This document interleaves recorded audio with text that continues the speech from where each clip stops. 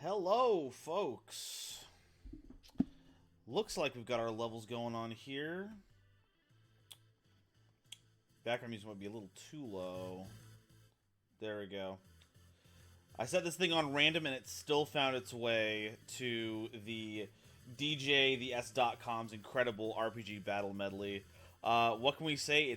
We can't avoid it. It's just that good. Folks, welcome to the Orbital platform. I'm Golden Nova Yu-Gi-Oh! Bringing you that wonderful Yu-Gi-Oh! Nonsense 24/7, except not recently, because boy howdy, has life been fun. What a year.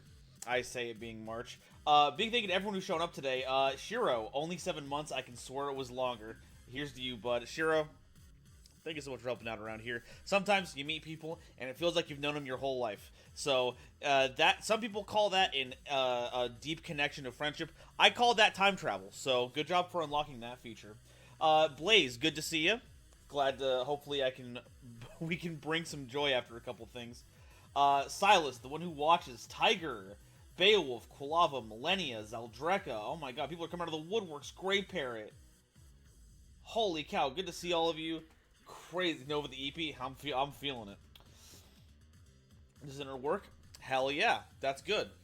Always happy to provide a little dulcet tones to get through the workday. So, if you haven't seen, we are doing the custom card review stream for March. If you're a patron, I put out a video every month, or not every month, for the last 2 months. We're on a cycle here. We're actually being consistent with something for once. Where we talk about, I get a bunch of submissions from my patrons based on a particular theme. I showcase the best of them, but I didn't want to leave everyone else in the lurch. They put their time and energy into making cards. Just because it doesn't make it into a video that's got to be like 20 or so minutes, doesn't mean they shouldn't get their time in the spotlight. So that's what today is all about.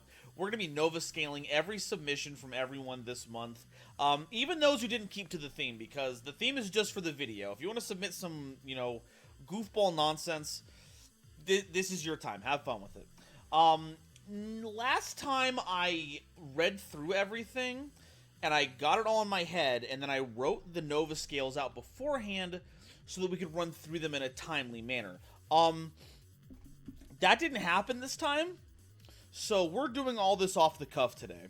Aside from the ones that I covered for the video. I haven't Nova scaled those ones yet, but I obviously have a bit more of an idea on those ones. And I might do a cursory check on those ones and not spend as much time on them because they're in the video.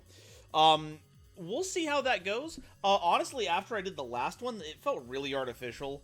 I mean, I was still going through it and giving the information and thoughts that I would normally have, but having it all figured out off stream felt like there was a part of the process that I had deprived all of you of, so let me know if you like the last version better, where it's more succinct, or this one, where I'm scrambling for all of my thoughts live in front of you wonderful people. We love your dulcet tones, your choice in vernacular, and your particular method of articulation. Oh, stop, you're sounding like a 18th century fop. My kind of guy. Yeah, this works. Yeah, that's how it works. Now, in the past, I did bring people on so they could talk about their cards as well. That was fun. It was not time efficient. It put a lot more burden on everyone involved because we had to keep getting schedules put together. We had to make like spreadsheets for like calendars and stuff. And then when people got on, they were like, some of them would keep to the time rules. Some of them decided they had a lot to say about the matter. It just wasn't good for everyone waiting in the wings as well, so it is now just me going over them and Nova scaling them for the foreseeable future. I'm always up for change, but this is kind of how it has to fit into into the wacky world of Nova right now. I'm in the theme part. I didn't realize that was the only video. I thought all of them had to be on theme. Like, my initial thought was that everyone should be on theme because I submitted it, but then people started submitting random stuff, and it's like, well, I can't make them not do it.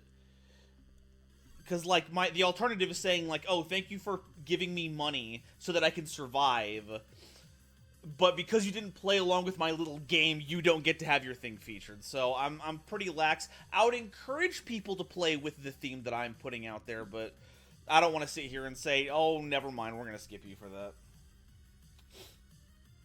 I know if I'm driving a forklift. Hey, Yu-Gi-Oh! Commander, you probably should not be listening to this while driving a forklift. That's a really quick way to get your certification taken away.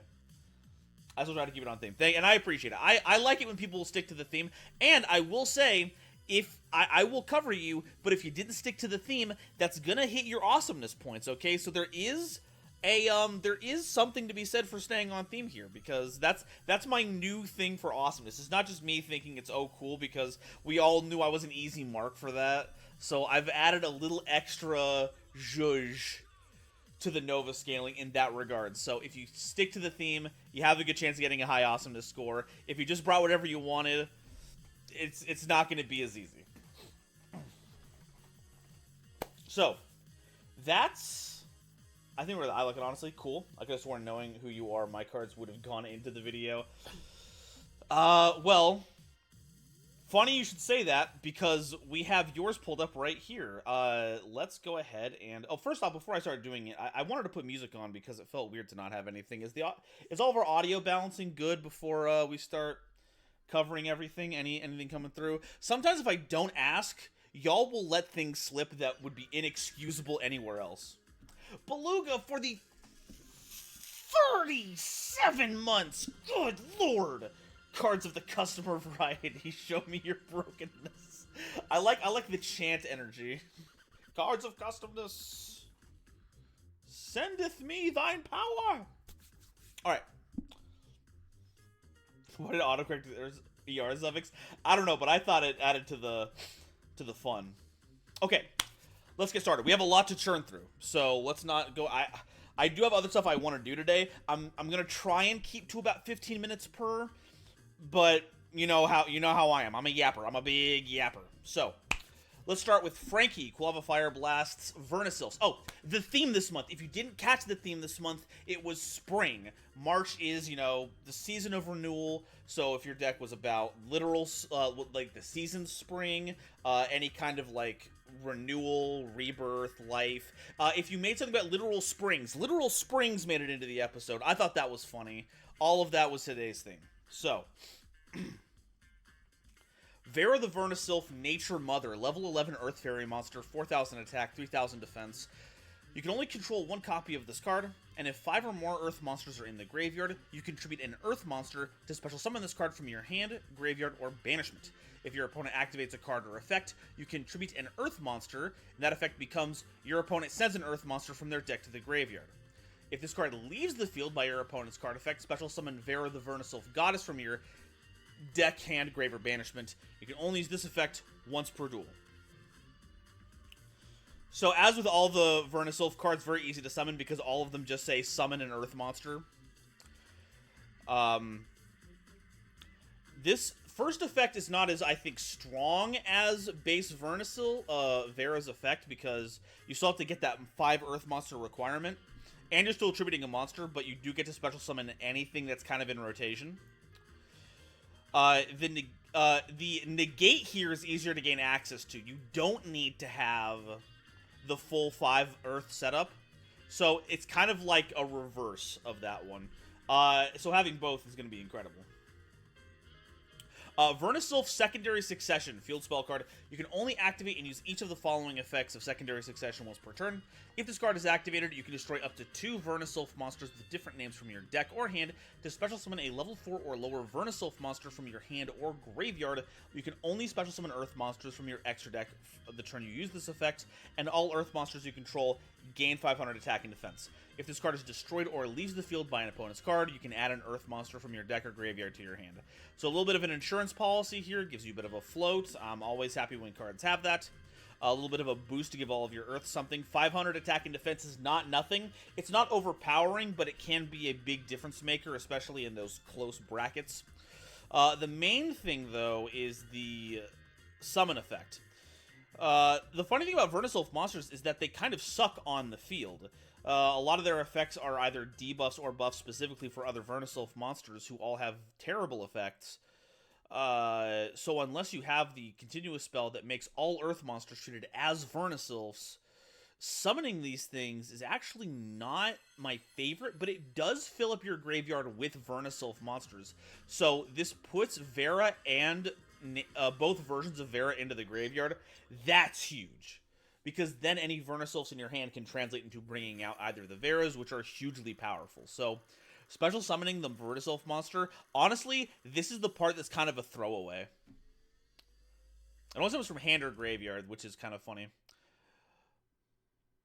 I guess it can destroy one of the level 4s that you just... Like, if you destroyed a level 4 as part of this first effect, you could summon it. But honestly, I just like to throw 2 Veras in here. Lastly, Vernisylph Rototiller. Quick play spell card. If you control 2 or more Vernisylph monsters, your opponent must banish all non-Earth monsters face up until the end phase. You can banish this card from your graveyard to add a Vera the Vernisylph Nature Mother from your deck or graveyard to your hand. You can only use 1 effect of this card per turn and only once per turn. This one's a lot simpler, though this is also a kind of pseudo board wipe. If your opponent's not on Earth monsters and you have your field set up, you get a straight shot for their life points. It's a bit overtuned that these effects are mutually exclusive, though I think it might have been smarter to make sure that that was the case, because being able to clear an opponent's board and then going, okay, Vera, and then any other Vernisylph that does damage could be crazy. Author's notes. Originally, Vera was going to have 4,400 attacks since it's the Northern Hemisphere. Winters last anywhere from 84 to 85 days. Half of that is roughly 44.5, but figured a level 11 chunker with over 4,000 was already extreme, and especially since her effect is very much disruptive and not once per turn. In nature, specifically when major areas are ravaged by natural disasters such as fire, floods, earthquakes, etc., usually fire, a grassy area can quickly grow back stronger. This is called a secondary succession. My idea is that since the original field was the field spell of all time for this deck, I'd like to imagine that if this deck ever got any support, they would get a new field spell, which I agree with, because the Vernisylph field spell, sucks. Tilling the land was often done by plows and even to this day, but most of the time you would have rototiller vehicles, aka a mechanism that helps you till the land. It's designed to help you make dirt as fertile as possible, but since the dirt is filled with more than just, dirt, sometimes other types of debris will be sent flying. Therefore, unless your opponent is on anything that isn't Earth monsters, it's going bye-bye, at least until the end phase for the sake of bounce.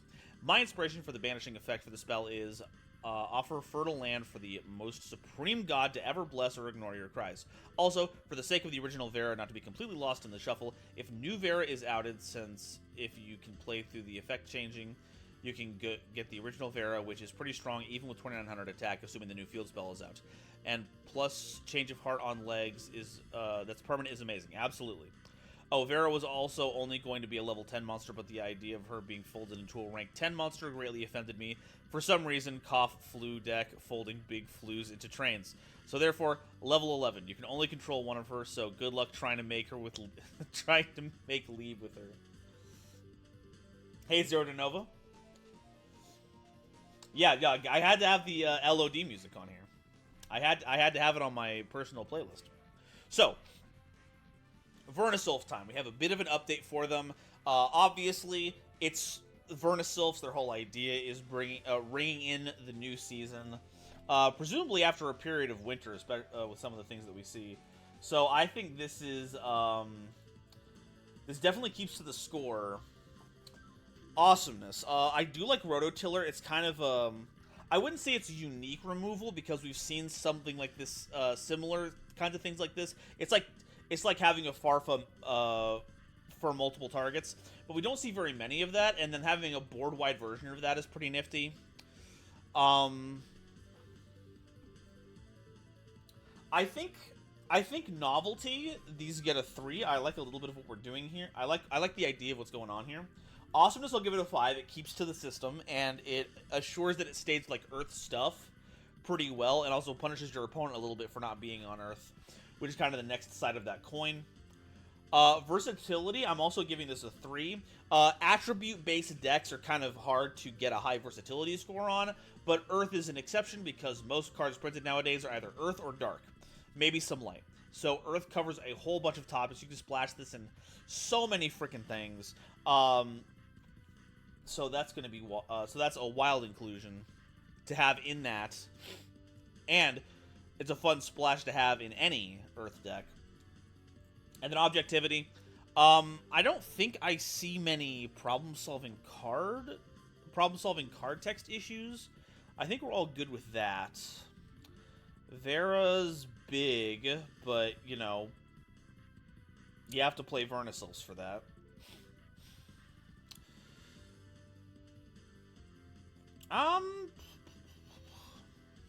I think this is a 5. Quick play searchable system down. Super rough for literally anyone not on Earth deck. What's searching Rototiller?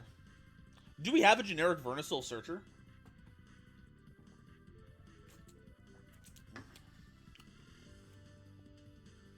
Oh. 1 second. There we go. Now the card name makes a lot more sense. Ghost Bells and Earth as well for your total.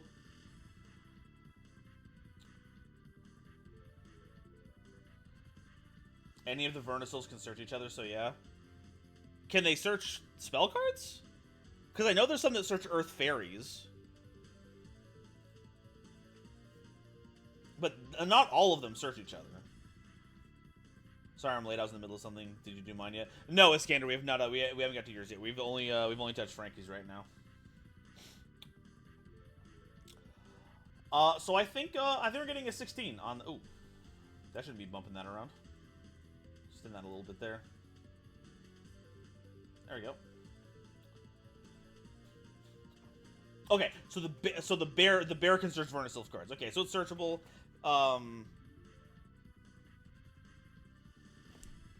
And the thing is like the thing about non-Earth is that there are a lot of like good mono attribute decks that are like not Earth, but also Earth is pretty common. So I don't know. I'm not too worried about Rototiller, especially because you need to also control 2 or more Vernisil monsters on top of that. So I think it's valid. I think it's fine. So yeah. Frankie, excellent submission. Love what we got going on here. Hopefully we can get this folded into the next core set, because more Vernisils means more Deskbot support, baby. That's right. You thought I was an unbiased person? You're absolutely wrong. Deskbot's Earth. You can play Vernisils and Deskbot. Makes the deck better. Next submission. Okay, Millennia has some Trap Tricks. I think Trap Tricks fall under all of this. They're all pretty nature-themed. Insects and plants. So I think we got that on lock here. Make sure this is lined up correctly.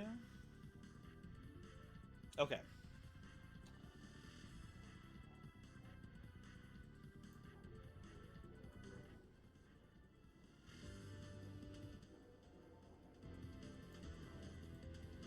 Okay. Sorry, it's Flourishing Hills. The fairy can add a Vernisil card. Okay, okay. Alright. Trap Tricks Argenetta. Level 4, Water Insect Monster, 1200 attack, 2000 defense. If this card is normal or special summoned while you control a Link Trap Tricks monster, you can add or set a Trap Tricks, Trap Trip, Trap Trick, or Trap Trick Speller Trap card from your deck or banishment. You can only use this effect once per turn. Wait, why is it letting you add a Trap Trick and then also a generic Trap Trick Speller Trap card?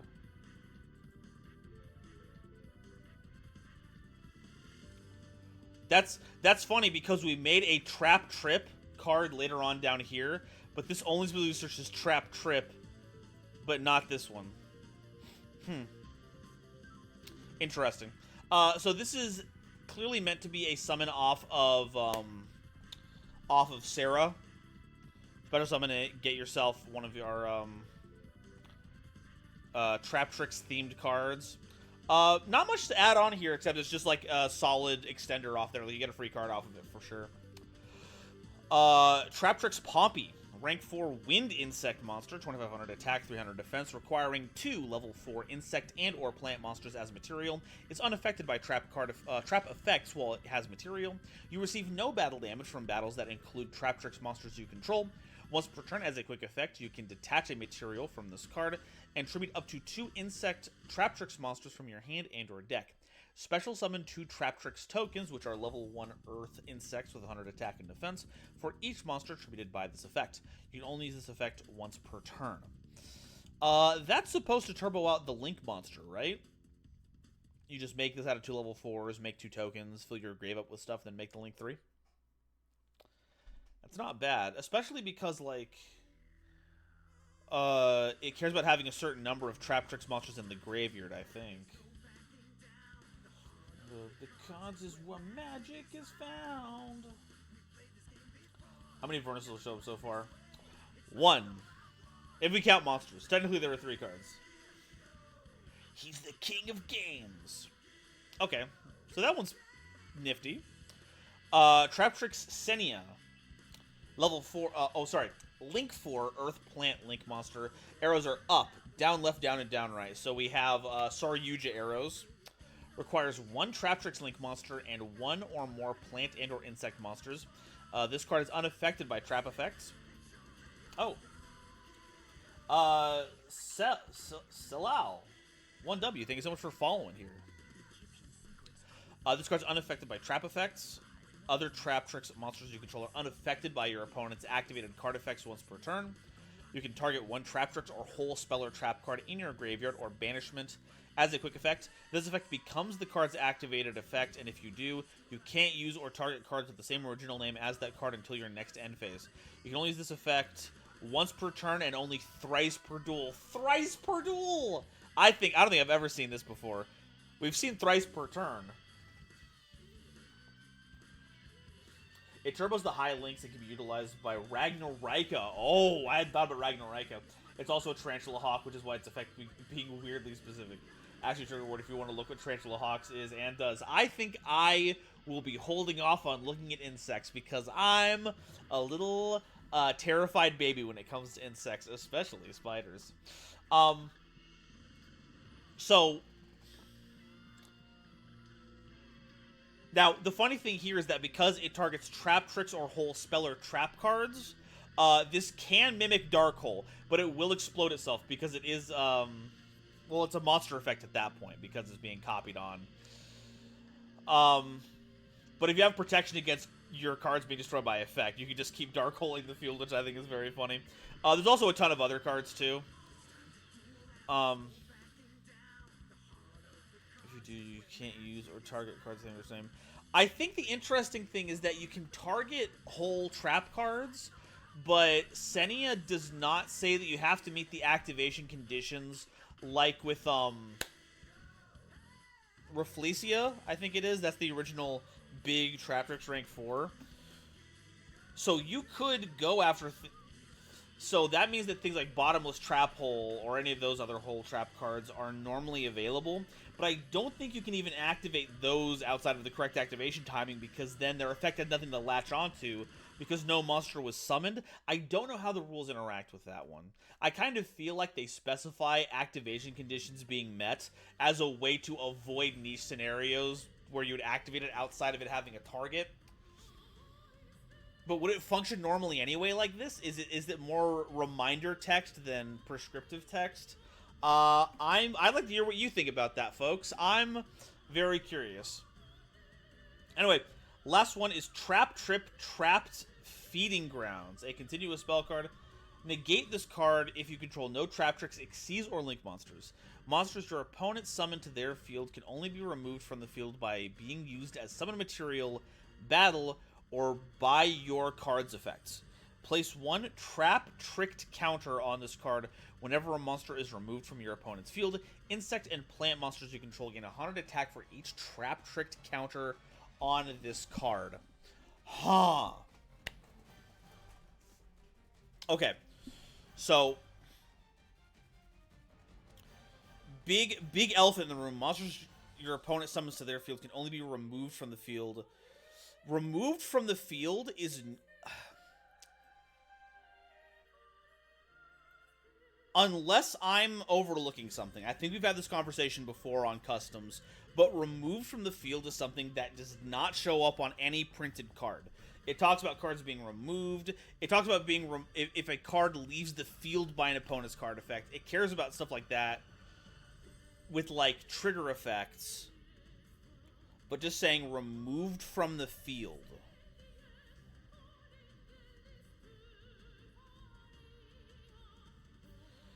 So that being said, I'm gonna try and keep it at like the spirit of the wording, because I think we all know what they mean. They can't get rid of the card unless by these means. Now the question is, what does this actually stop? So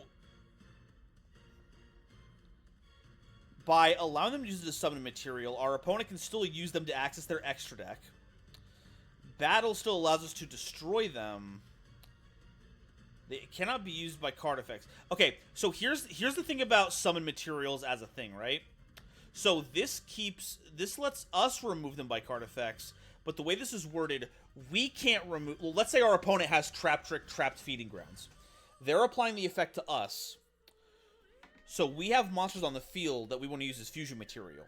Now, those would be fusion material monsters when sent to the graveyard, but because it says that they can only be removed from the field by our opponent's card effects, but not our own, we cannot use them as fusion material because they're being sent to the graveyard by a card effect. So that's a weird rules interaction. So this technically says your opponent can still make Synchros, Xyz, and Link monsters, but they can't make fusion materials with monsters that they control. Is that not cost? No.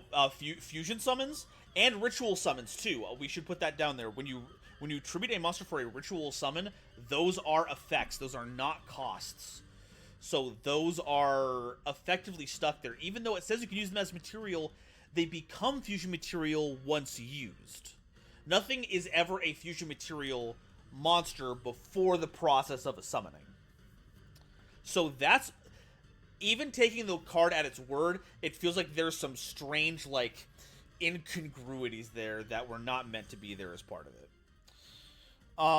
Now, I do like the rest of this card. If an opponent card leaves the field, we get a counter on this, and then our cards get stronger for it. So it kind of gets back into focus at the end there, where it's like, oh, we're boosting the power of our Trap Tricks because we're removing our opponent's cards. This first part, though, it feels... Not this first part. I think this first part is a nice way to incentivize you to play your Trap Tricks extra deck monsters. But this Floodgate type effect here, it feels like you could use a massive tune-up. Technically, rituals don't even need monsters. Okay, but if it uses monsters, it sends them as part of the effect. Even though it tributes them. Tributing is not necessarily a cost. It depends on where it is. So, okay, so we've looked at all of this one. Generic Trap Trick support, which does some good stuff. Let's go ahead and take a look at this. Novelty.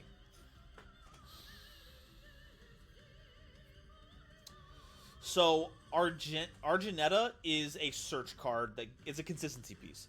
That's not a lot novel going on there. Pompey generates you material while filling up your graveyard. It's useful, but not novel. We see this kind of stuff in any kind of spam deck. These are just your generic setup effects. Senia. Senia is cool. I feel like there's a problem with the problem-solving card text in here because it does not mention having to meet the activation timing for your whole trap cards. And an important thing is that it does not state that it can only target normal Speller Trap cards. So if there are any Trap Tricks or whole continuous Speller Trap cards, you could also target those. Well, it's card's activation effect, so that's not too terrible. If it has an activation effect, you can still do that. So that's not too... That's actually, ignore that last part. But it still allows you to activate it in places where you honestly shouldn't be able to, and that feels like a bit rough. And then Trap Trip Trapped, unfortunately, has a big stumble in the middle that I feel is interesting, but not... It's interesting. So I'm talking about other sections right now. It's supposed to be Novelty first. So Novelty, I think we're getting a 2 here because we're trying to investigate some new regions. A lot of these are just good generic support cards, but I see that we're trying to try some new stuff in here. So we're getting a 2 in novelty. Objectivity, I think this is a 3. Feeding Grounds, big stumble. Senia, I'm very confused if that functions how it's supposed to. These other two, Arginetta and Pompey, are pretty good. I think they function correctly. But these two are some pretty big miss and a small miss that I think knocks points off objectivity. Versatility. Not only do these cards work with trap tricks, they of course work with insects and plants, so these can see play not just in this, but as we said earlier in chat, this works with Ragnarika. This could work with any number of insect decks, insect pile, and then plant stuff. There's already a big plant pile. None of them use trap tricks cards as far as I'm aware of, but you could splash it in there if you wanted to. So I'm giving this another, I'm giving this a 2 in versatility. And then awesomeness. Now, despite everything, this is on theme, and I do like that they're trying to do something funky with these cards to be in line with how trap tricks work. So I'm giving him a 4. So that would put us at an 11 on the Nova scale. Pretty good. Pretty good showing. I like the thought process. I think a little bit of... I think a second draft of this would go crazy. Fix a couple of the issues, and you got a really solid core of support there. Millennia, thank you so much for sending it in. Iskander, no, I don't believe we've done yours yet. Okay. Really quick one from Zero Denova. Kid... Oh, man, I thought I had the pronunciation down here. Kincheskima. Look at that. Look at that. Fleur de Lis protecting that Pangu.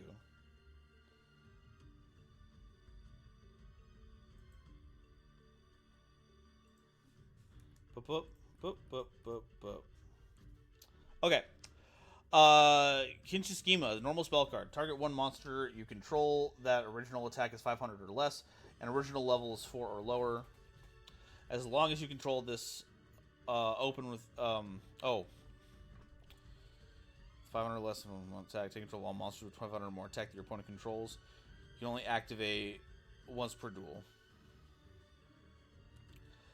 So I think the idea here is that you pick a monster that has low stats, and then you take control of all of your opponent's monsters with high stats while you control it. But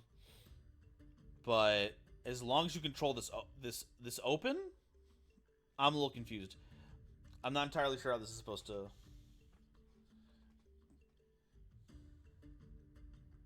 Kinshishima.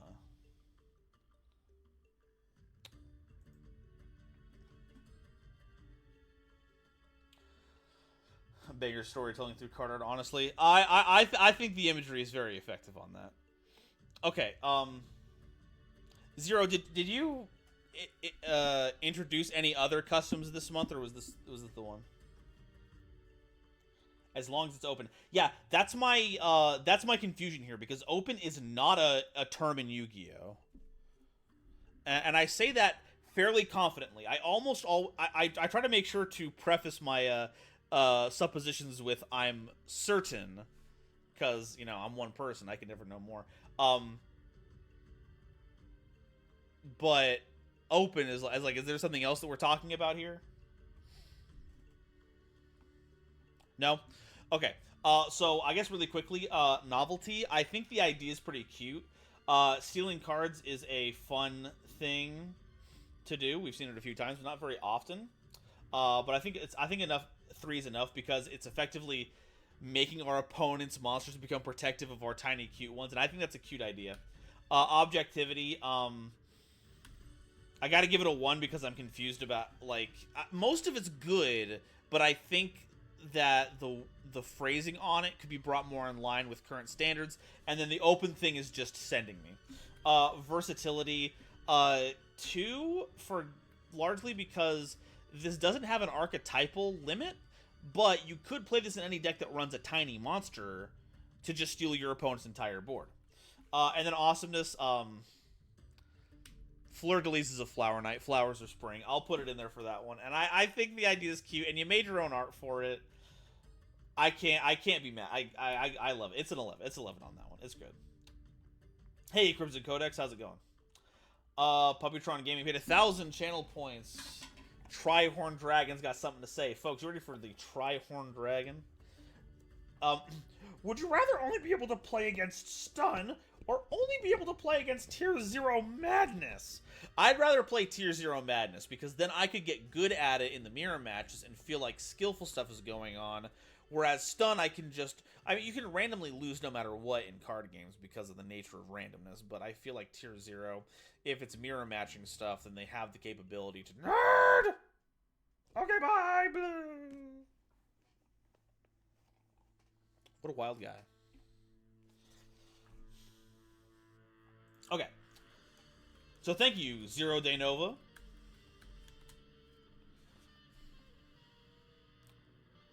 Alright. Another Vernisylph. We have the Vernisylph count as it 2, folks. Okay. Vernisylph Melfi. We gotta... Yeah, we gotta get a framing on that. Vernisylph Melfi is a level 4 Earth Fairy fusion monster with 1100 attack and 1900 defense. Materials are 1 Vernisylph or Melfi monster, plus an Earth monster. Must first be special summoned from your extra deck by attributing the above cards you control, in which case you do not use polymerization. Earth monsters you control gain 300 attack for each card in your hand. If your opponent normal or special summons a monster, except during the damage step, or if an opponent's monster targets this card for an attack, you can return this card to the extra deck or discard a Vernisylph card. Then you can activate one of these effects. Also, you cannot activate non-Earth monster effects for the rest of the turn. If you discarded a Vernisylph card at activation, you cannot activate the first effect below. Special summon a Melfi, Synchro, or Xyz monster from your extra deck, or add an Earth monster, Fairy or Beast, from your deck, graveyard, or banishment to your hand. Then you can special summon an Earth monster from your graveyard.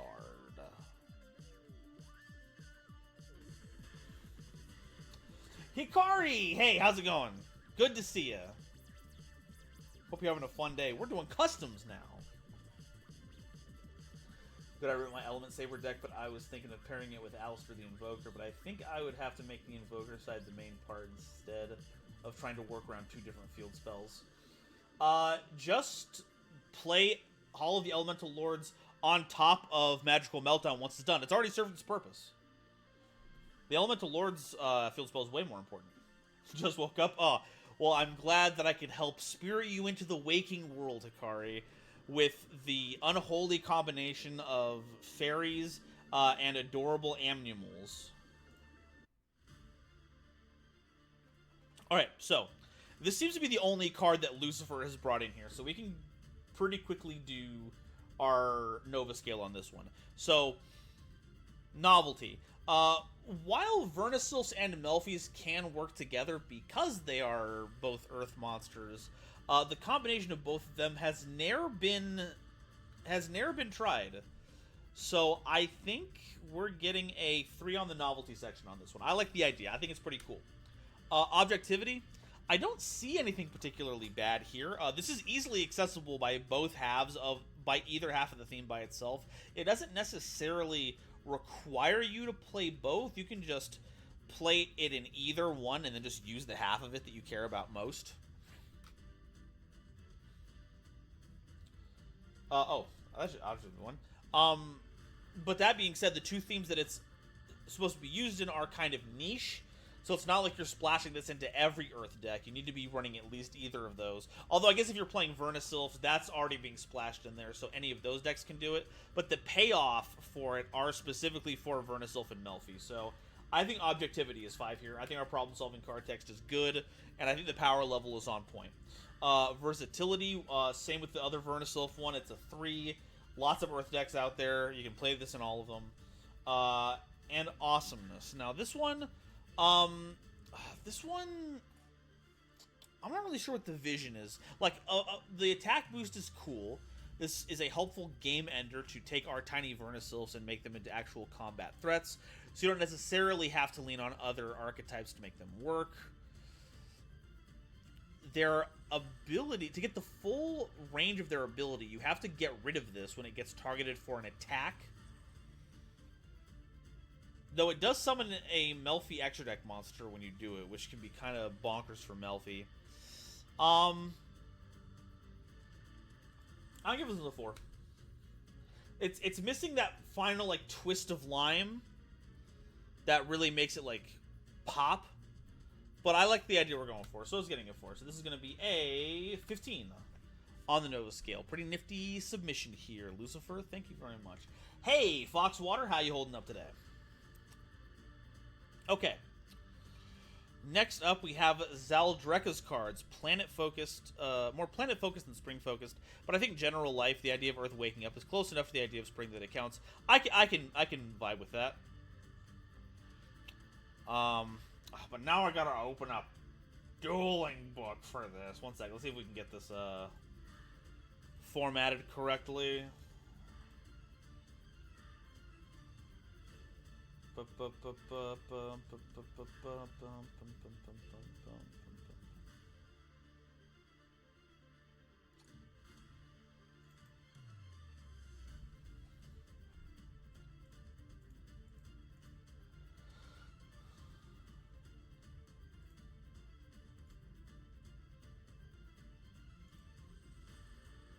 Okay, we can't even see this one yet. Let's go ahead and futz around with this for a bit.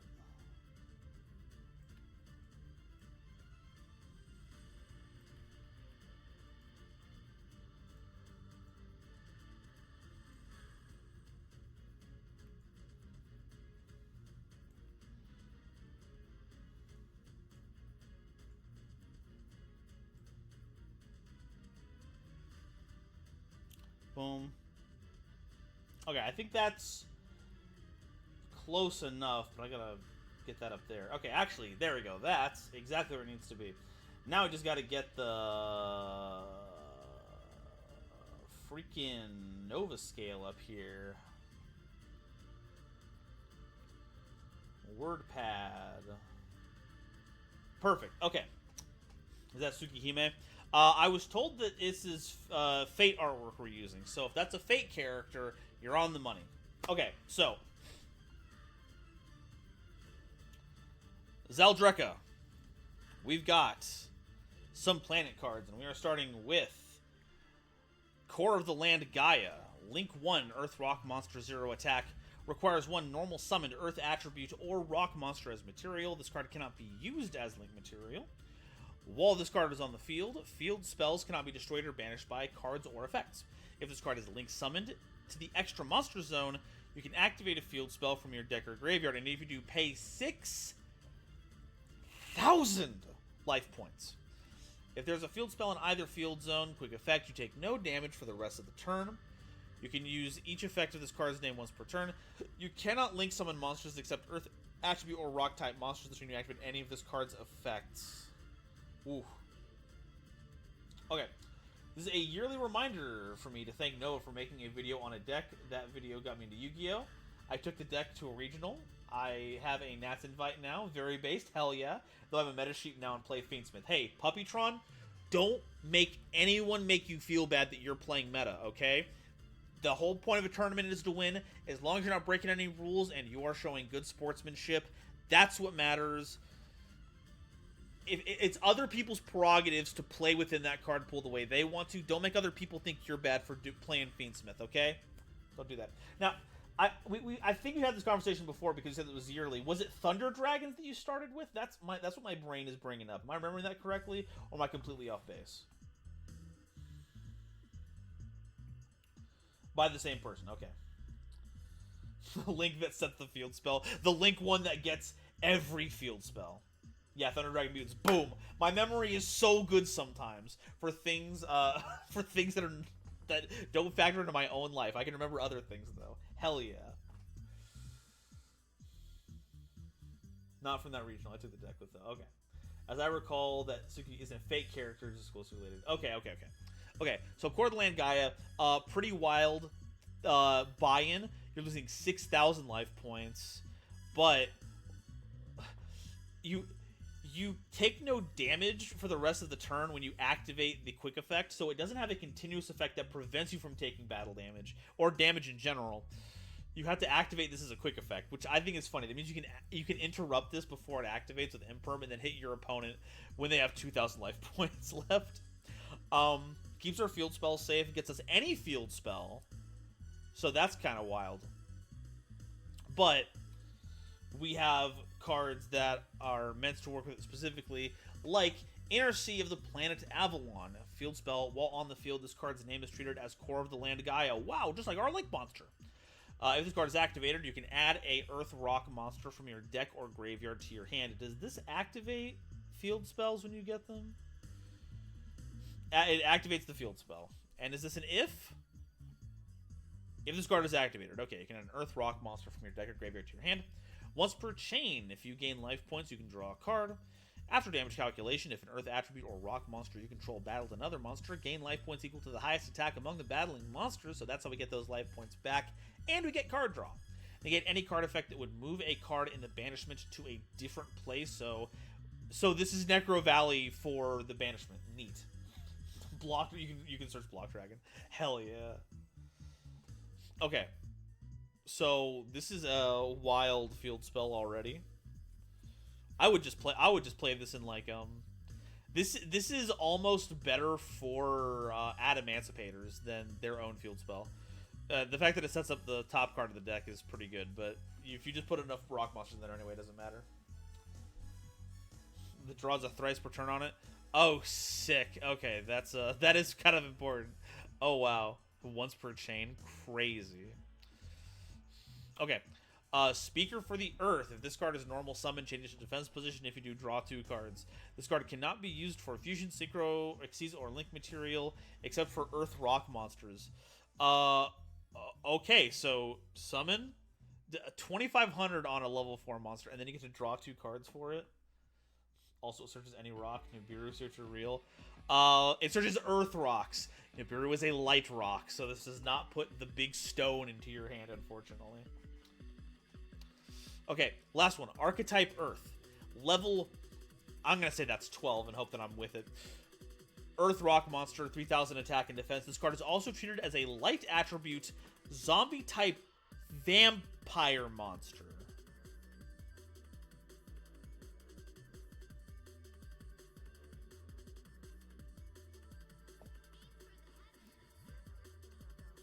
Chad, I'm gonna need the follow-up on what that is. Fate Lore, don't worry about it. Okay, okay. If it's Fate Lore, that's all I gotta know. You can only control 1 card with this name. This card is unaffected by your opponent's cards or effects while your life points are lower than theirs. This card gains attack and defense equal to the difference between your life points and your opponent's. You can special summon this card from your hand, a deck, hand, or graveyard if Core of the Land Gaia is on your field or in your graveyard, and you possess 2,000 less life points. You can only special summon this card once per turn. Reveal this card in your hand. You can place this card on the bottom of your deck. If you do, add a Speaker for the Earth from your deck or graveyard to your hand. You can only use this effect once per turn. Quick effect. Shuffle 1 card your opponent controls into the deck, and if you do, gain 1,000 life points. You can only use this effect once per turn, and twice per turn, or twice per turn if you control Core of the Land Gaia.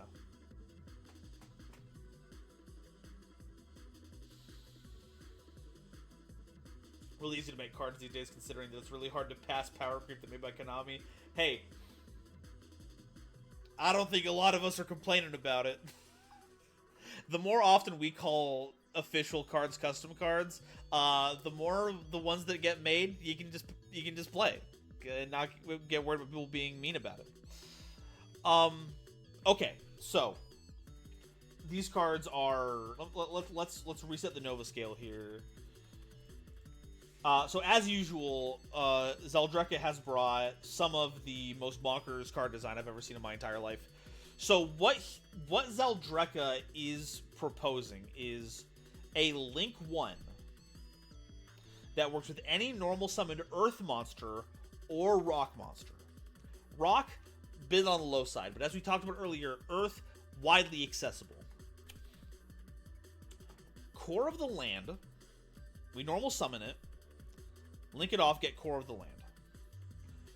The field spell can get Inner Sea of the Planet Avalon. We put this onto the board. Our life points are at 2,000. Archetype Earth can be summoned from the deck. This has the familiar possessed Charmer text on it. So we can pull this directly out of the deck and summon it. So any normal summonable Earth or Rock monster gives us a 3,000 attack monster that will gain 6,000 attack because our life points are presumably lower than our opponents, putting us at 9,000 attack for a potential one-shot given the right circumstances.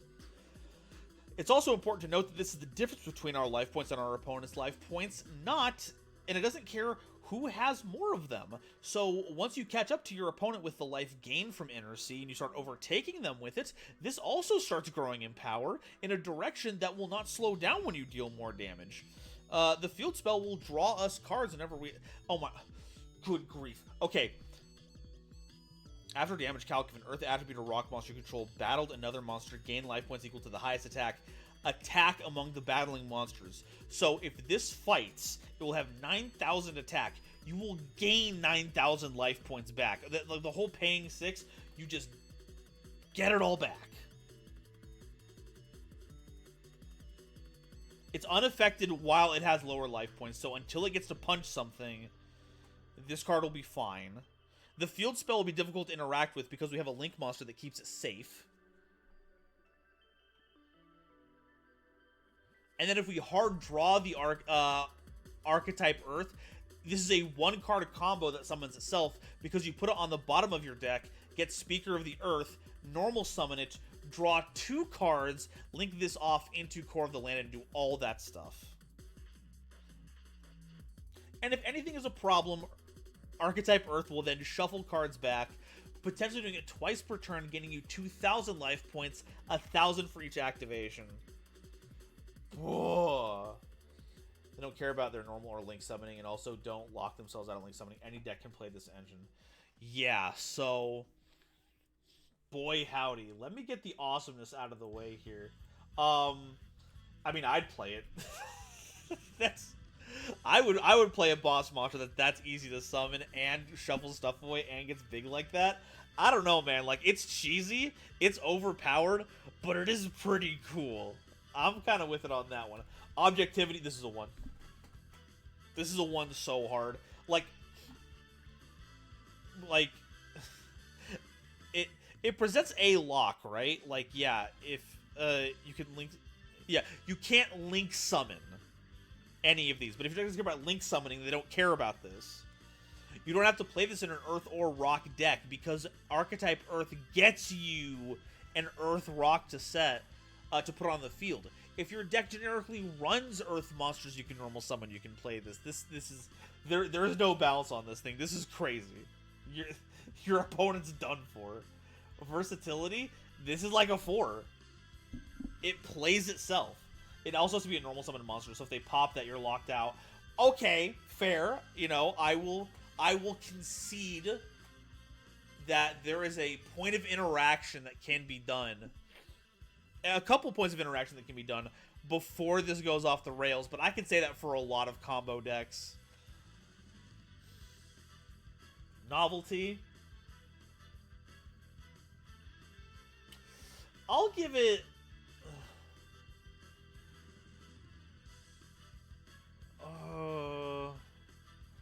we have the Link one that searches the field spell. We have Summoner Monk, but for card draw. We have Life Point Gain field spell. That's also a draw engine. And also gets rid of the banishment. I'll give it a 2. I'll give it a 2 for novelty. There's some funky stuff. This gets a 12. Let's get the 12 on it. Despite my misgivings with how powerful these cards are, that's just the majesty of the Nova scale. You know, it's not always about the balance. This was so fun. Hey, I'm glad. Because these cards are crazy. Zeldrek, thank you once again. Thank you once again for showing off your personal twists on the card pool.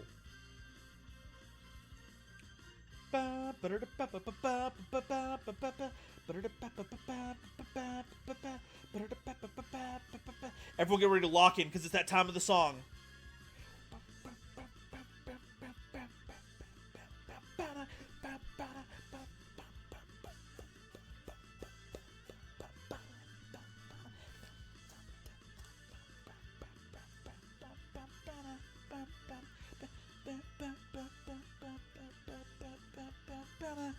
Okay. Sorry. It's puts a tear to my eye. It's hype. It's just hype. Etrian Odyssey didn't mess with it. The gameplay couldn't get past the episode of 4 I played. But this song is unmatched as battle music. This is the regular battle music, if I remember correctly. You just hear this whenever you go into stuff. It's crazy. Okay. Next up is doubles Cloudian cards. Now, like I said previously, we're not going to get into the ones that were in the video because the video already got the spotlight. So we're just gonna try to go into the Nova scale and see where it lands on this one. So, novelty. We're starting off with support for an existing archetype, so that's already pretty. It's not getting a 5.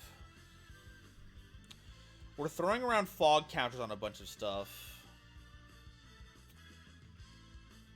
We're adding new, fun, and interesting ways to handle that nowadays, but I don't think a lot of them are, like, super unique. It kind of feels like we're taking a lot from the Endymion school of counter distribution. I'll give it a 3 in novelty. We're getting some stuff done.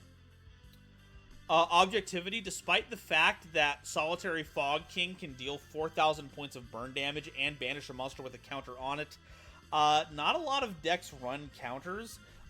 This might incentivize the creation of a Cloudian Predaplant deck that seeks to use Dragos Dopalia to hit something with a Predator counter and then have Solitary Fog King swing in for half their life points worth of damage. But if so, I'd love to see how you put the Water Fairies and the Dark Plants together in an effective deck. I think that would be very funny. So I'm giving it a 5 in objectivity because the problem-solving card text is good, and I don't think that the things that it's going to do are going to come up in a meaningfully consistent way that would make it a bad card for a format. Versatility, this is a Cloudian card. Regular Fog King you can play in a number of decks for its utility, but this is a Cloudians only card. And of course the rest of them are like fog counters and Cloudian stuff, so this is for the archetype. And awesomeness. I like the idea they brought Contrails as one of the clouds. That was a funny little conspiracy theory mix. Volcano Ash has some GX lore with it. It works with volcanics. I liked the Headwind Floodgate effect, where a monster with too many fog counters on it becomes a Cloudian monster and loses its effects. I thought that was pretty crisp. So these get a 14 for me. I love them. These are really good.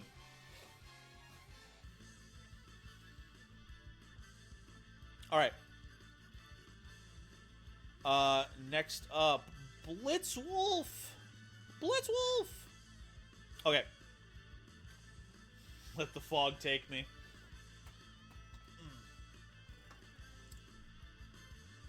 Let's reset this. And we're heading back to the web browser because it's Google Doc time.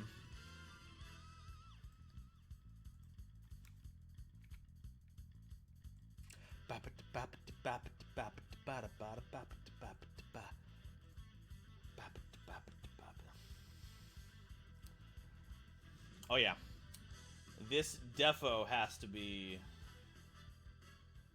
sized up.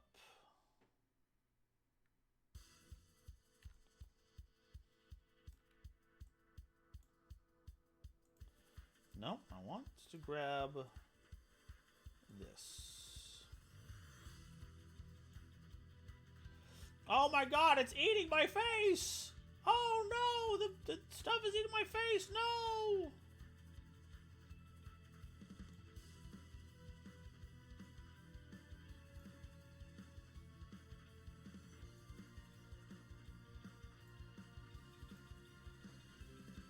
Time to throw some hands. Let's get this down here. So you can see that. There we go. I'm back.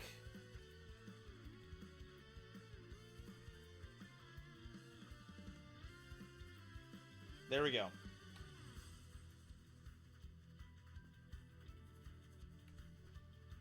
There we go. Everything is right with the world now. We've solved it. Want me to enlarge the text Nova? I've got it covered. It was a lot of fun to design not too confident on problem-solving card text.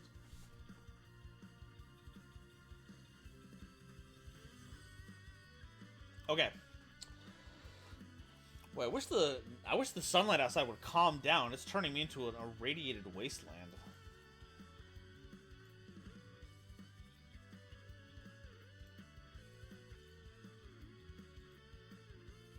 Okay.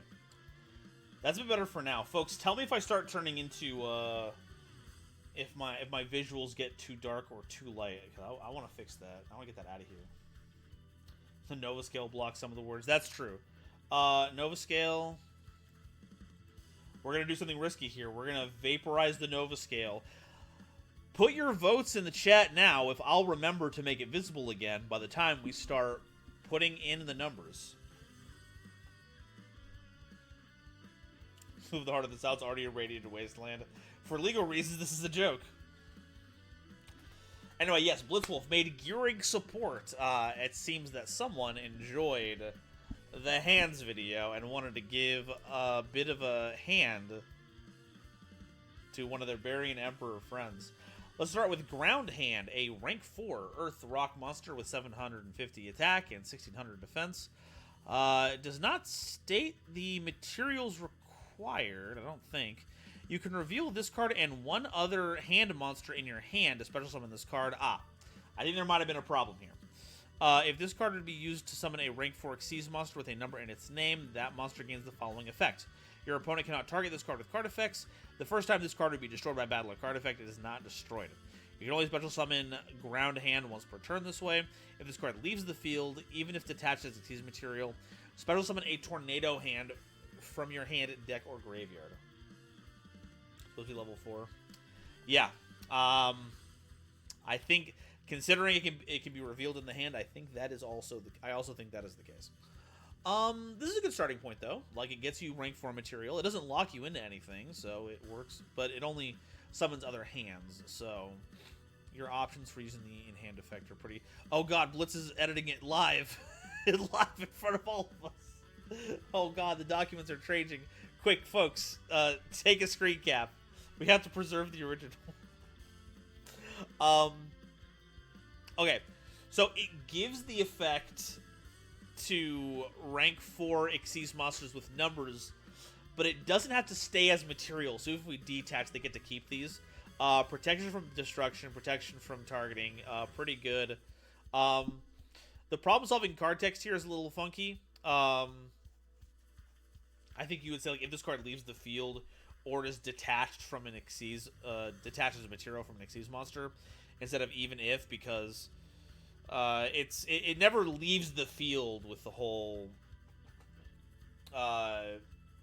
material nonsense, but that's about it. Like I said, we weren't confident. Well, now we're learning. Hey, Dinah.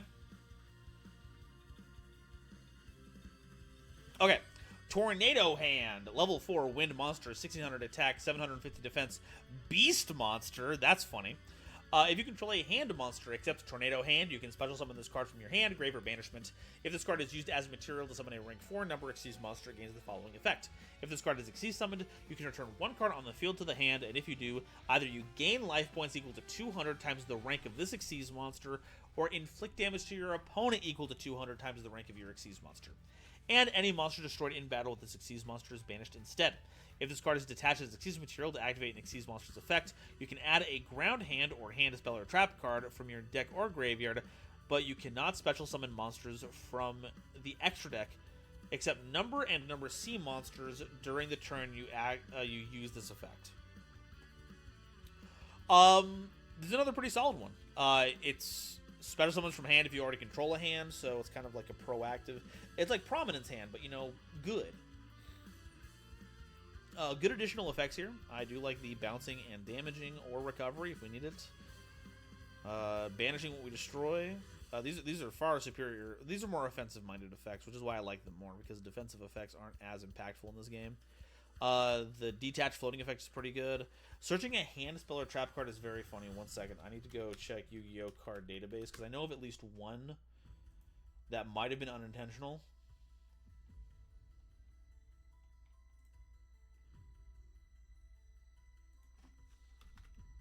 Hand spell card. Because there's Photon Hand. Oh, these are outrageous. Okay. I'm going to wait till we're finished here to go over all of the hand spell or trap cards we can search with this. There's some good ones.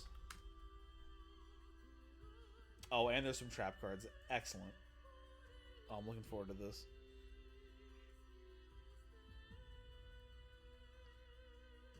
Oh god, it's being edited even more. Okay, we're gonna go ahead and continue our look here. Also, bestowing effects that having the effect tied to it being as material is honestly super cool and loads more usable. Lol. Yeah, it actually incentivizes you to use the material under your Xyz monster instead of hoarding it on there. Okay, Shadow Hand, level 4 Dark Fiend, is 1600 attack, 800 defense. When your opponent activates a monster effect, you can discard this card. Change this effect to your opponent adds a hand monster from their deck or graveyard to their hand. If this card is used as material to summon a rank 4 number Xyz monster, that monster gains the following effects. If this card is Xyz summoned, add a Burying card from your deck or graveyard to your hand. At the start of the damage step, if your number Xyz monster battles, you can shuffle 1 card on the field into the deck. If this card leaves the field, even attached to Xyz material, you can set a Thunder Hand. Oh, okay, so this is getting an established one. Okay, so we're grabbing Burying cards, we're shuffling cards on attack, we are giving effect and negation in the form of replacing their effect with a search. You can discard it discards this card specifically, so you're not going positive in card advantage, but it has no setup.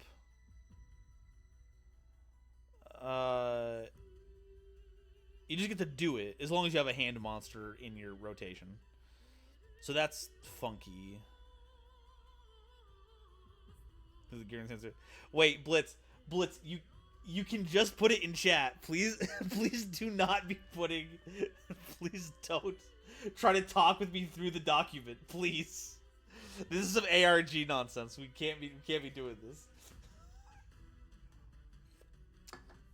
The thing is that Gearg's hands are changed to hand like hero cards. Okay. Oh, okay.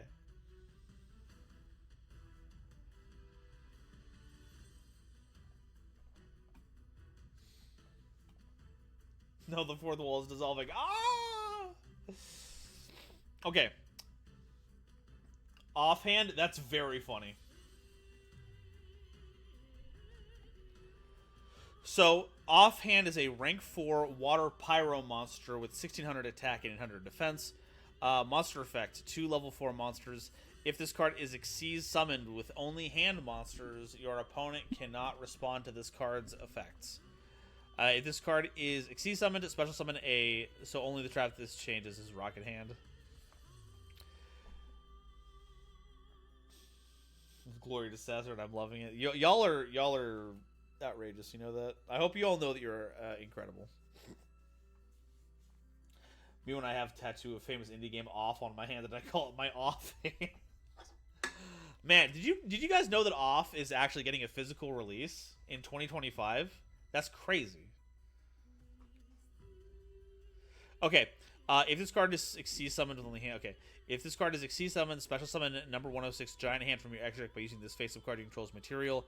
Transfers material. This is treated as an Xyz summon. Also, special summon a Burner Visor from your extra deck or graveyard.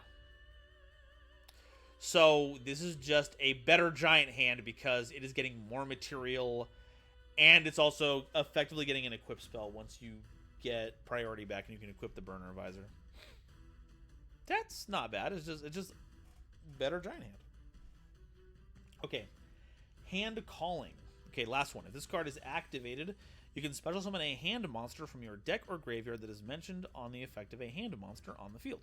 Once per turn, you can discard a card to add a rank up magic spell from your deck to your hand, but you cannot special summon monsters from your extra deck except offhand number, and the number C exceeds monsters during the turn you use this effect. You can only use each of the effects of hand calling up to once per turn. On the Switch, you can grab the cartridge and... Oh, no, don't do that. No, Millennia, no, come on. Come on, you can't be making me try to say that on stream.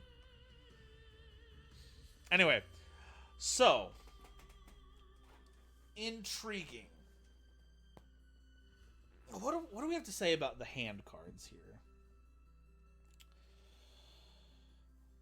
Novelty. Okay, so we have our hand support, but hands are, of course, not a widely supported archetype. So it's cool to see that we're getting a focus on this one.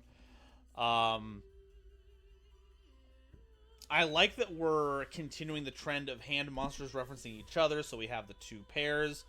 Shadow Hand completing the Thunder Hand pair is pretty good. Unfortunately, because Thunder Hand can't work with Shadow Hand, there's a little bit of a mismatch there, but I appreciate the vision. Like we said previously, Offhand is just Giant Hand, but with bonus. And Hand Calling gives us a little bit of a double here. And a way to get into Giant Red Hand more effectively. God, I'm so upset with how bad Giant Red Hand was. We had to redo that whole section on it because I misread it because of how much of a silly goose it is. Okay, novelty. I think the things that it does are nifty, but it is monsters giving effects to... Material monsters giving effects to what they make in general. Like, that's generally what we have here on top of the hands, and that's stuff that we've seen. We're searching Varian cards. We have removal here. We have protection. I'm having a hard time justifying more than a 2.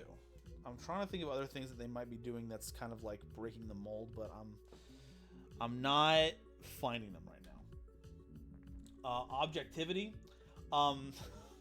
Taking Blitzwolf at their word, we will not be treating every card with hand in them as relevant to all of this. So we will unfortunately not be searching Comic Hand with these cards. Or Handed Destruction, or Photon Hand. I think Photon Hand would have actually gone pretty wild. Apparently... So yeah, fun stuff.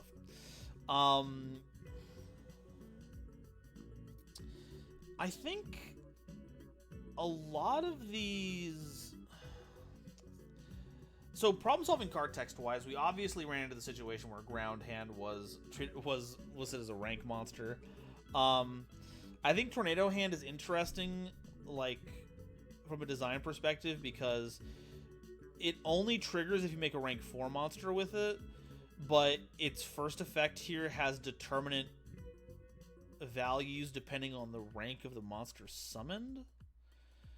But because it's only rank 4s, it can only ever be 800, right? Unless I'm missing something. In my opinion, they're legit. They're cool swarming abilities bordering on Ryzeal and uplifting the older number cards with bestowed effects since they sell bad in modern days. It does make number monsters better, but it only affects rank 4 number monsters, which were already the most accessible out of all of them anyway. Like, Silent Honor Arc doesn't necessarily need the boost. And because it only works when you make rank 4 Xyz monsters, and they only give their effect to what they're attached to, what they were used to make, and not what they're attached to, if you rank up the monster further than that, they're not going to get the bonus. Like, the messed up thing about this is that if you use Ground Tornado or Shadow Hand to give an effect to Offhand, all of that gets wiped away when you make Giant Hand, because now you didn't make Giant Hand with those material, they're just material under it.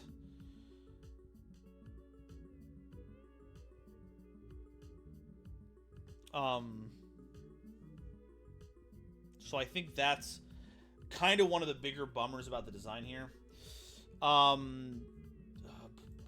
That being said, I think it's a 4 because of just some problem-solving card text stuff.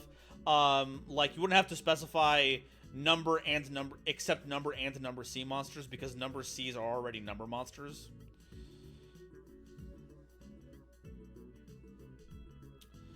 But I think otherwise it's just fine. Ah, Skelza, boom. See, Millennia got it. Yeah, we all knew.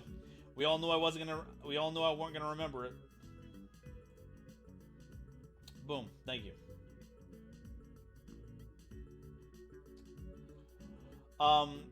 Okay, versatility. Do these cards work with a lot of stuff? Well, because they give their bonuses to rank 4 number monsters, yeah, technically these work with... Like, you can still make rank 4 monsters anyway. It makes numbers better, but you can still just make rank 4s with it. Oh. That does bring me to the realization that Grounds, Tornado, and Shadow wouldn't even give their effects to Offhand because Offhand is not a number monster, unfortunately. Okay, so versatility. This is kind of like with Earth monsters. Rank 4s are everywhere, and there are just some good rank 4 number monsters, so you can just splash these in sometimes and just get buku's value off of them. Awesomeness. I don't know. It's not the theme that was given for this month. And I think we ran into a lot of like road bumps on our way going through this that kind of soured what the cards could do. They're still useful and can do stuff, but I do like that it gives us Giant Hand with the Burner Visor attached on there instead of having to go through the effort of making a whole bunch of stuff for Burner Visor.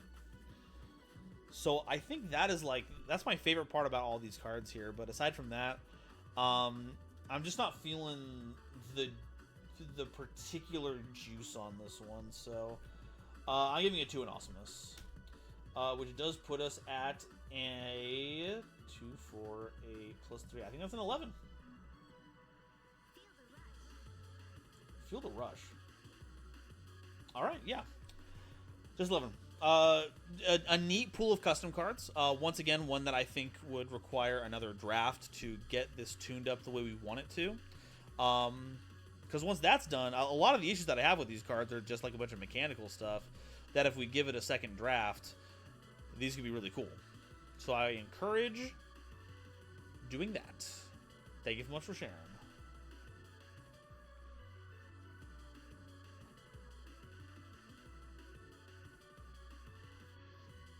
Alrighty. Next up. Don't need that turned off. That. Okay.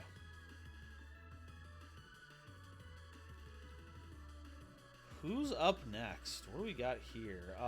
Okay. Harry the Ominous Benefactor. Previously known as Kernulik, I had no idea they were the same person the entire time. But Harry the Ominous Benefactor, easily my favorite patron name that we have, because I get to do a funny little voice for him, made Gear Springs, and that got into the video this time around. So, like I said for Cloudians, let's go ahead and do a quick Nova scale on this one. Novelty. Gear Spring was 1 card, so I wouldn't exactly call it an archetype going in here. However, you wouldn't know it from all of the frickin' like how close this mirrors most Gimmick Puppet support. It cares deeply about level 8 Dark Machine monsters. It wants to make rank 8 Machine Xyz monsters. It does care about 0 attack, so it does keep the flavor of the original Gear Spring, where we want to be messing with stuff with lower attack than ours. So I think that's pretty cool. But like you probably saw in the video, there was a lot of incongruities between what the theme was trying to accomplish and what it actually does. Onmyoji, starting at 100 attack and only gaining 300 for each material, is a death sentence, because you can make this with the maximum amount of material and it only gets up to 1900 attack. That's crazy. So, versatility here, it's going to be 2. It's specifically works with machines, and more broadly it works best with Gimmick Puppets itself, though those not necessarily has to work with them. But machines of this caliber are kind of a cordoned off section all to their own. Objectivity, despite everything, I'm pretty sure that the wording on the cards was all still good. And because the cards aren't out of whack, we're not looking at anything that's super powered, so I would call it a objectivity of 5. Dude's been around forever. Oh yeah, Harry the Ominous Benefactor has been a shadowy presence upon this Patreon for almost a millennia is what it feels like. So I have nothing but respect for my Ominous Benefactor. Novelty, I think I can give this a 3 in novelty because while it's largely gimmick puppet stuff, I think it does enough of its own things to warrant its own identity. It kind of... Reptilians also care about 0 attack stuff, but we're doing it from a different angle, so I can appreciate that. And awesomeness, I think it was cool to give it a shot. My only issue, of course, is that it tries to do like stuff involving turning battle damage into effective damage and then converting effective damage into hard removal, but you're basing it off of attack power, which doesn't skew well with the deck itself. So I'll give it a 4 in awesomeness because I feel like it doesn't work well enough with its own internal logic to just be played and not have to worry about the hoops you have to go through. If it didn't have as many like roadblocks on it, I would feel a lot better about playing these cards, but right now it's a little less... I'm a little less excited about it. That being said, this still puts it at a 14 out of 20. Still just a really good submission of cards. I did really like them, despite my misgivings on them. I thought it was a really cool take on Gearspring, and I think they were utilized largely well. And I think the things about them that didn't work were interesting to talk about. And I think there's also value in cards that don't work in interesting ways. That sounds mega pretentious. Like that sounds like I should sneeze a diploma out when I say stuff like that, and or link you to a 4-hour video essay on why an indie game that you've never played before and has a 2 out of 10 on Steam is actually going to revolutionize the game industry. But I stand by that statement that I think cards interesting in a bad way are still fun and worthwhile in their own right.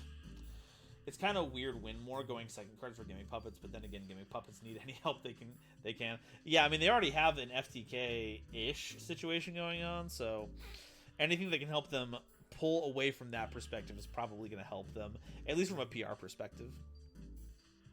Okay. Blitz had a singleton card to talk about. Survivor of the Vendread.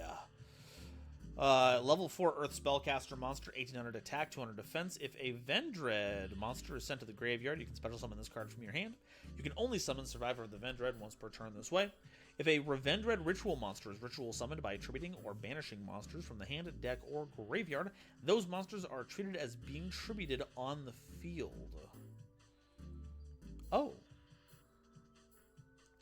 So this helps fix the problem with the Vendread rituals, which is that the ritual material you're supposed to use with it only lets you gain a bonus when used in the least optimal way possible. For those of you unfamiliar with Vendread, it's a ritual zombie archetype, and a lot of the best ways that you can summon them are using their ritual spells that let you cheat the cost. The first one let you banish material from the graveyard in lieu of tributing the monsters on the field. There's Vendread Evolution, which lets you use a material from the deck, which effectively just pays for itself. Both of those are really good, but the big draw was that the Vendread monsters were kind of a build-your-own boss. There was on-theme monsters that had effects where if you tributed them on the field for the ritual summon of a Vendread ritual monster, it would gain an additional effect. So depending on how you made them, no matter which ritual monster you summoned, you could still count on them to have a certain series of effects on there. The problem was that the deck didn't want to give you the tools to assemble them on the field effectively. They would much rather let you cheat the cost by doing other things. So you had two halves of a deck that were fighting for control, and that's never a good thing if you want your deck to function properly. I think the latest Vendread monster, the level 6, recognized this and made it work when just had its own trigger effect when sent to the graveyard that got you stuff instead of trying to have a effect that you give to your Vendreads.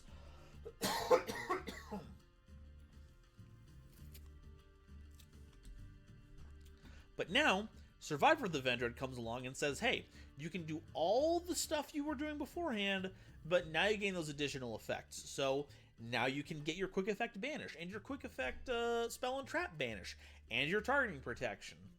All that cool stuff that was, I think, the core interest of Vendread, but then just ended up being a core of, like, being an additional part of, like, a zombie pile, which was really good still, because zombie stuff is pretty good in general. And now you have Dark Necromancer nowadays, which is pretty wild. So, Nova Scale for the Singleton Vendread card, Novelty 3. It's literally trying to put the deck on a track that it has had issues going on beforehand. It is an existing archetype, and it basically does the thing that everyone wanted it to do, or would like the deck to do, so it's not thinking too outside the box, but it is something new regardless, so that's good. Objectivity. I'm going to read this one more time. If a Revendread ritual monster is ritual summoned by treating or banishing monsters from the hand, deck, or graveyard, those monsters are treated as being tributed on the field. I think that scans. Correctly. I'm curious to see, are they all Revendreads? Or only some of them Revendread? Okay. Revendread is only for our hero characters. So if we try to make Chimera or Battlelord, this will not function because those are Vendread monsters. Only some that was intentional. Yeah, and I can see why that would be intentional, because it's the survivor. It wants to work with the hero because the hero saved them. So I don't knock that. I was just curious if that was the case. I think that was actually a really heads-up way to differentiate them. So I think the objectivity is 5 on this one. Adding the abilities to the Vendreads, I don't think breaks it while being able to summon them easier, especially with how power creep goes. Versatility, while being an Earth spellcaster monster, this is a piece of zombie support. Now, it's specifically for Vendread, so I'm giving it a 2. If it was zombies in general, I'd give it a 3, but it's for this deck, and you could play it in a zombie deck, but it's only really benefiting Vendreads. And awesomeness. It's kind of a rebirth thing if you think about it, kind of like they said.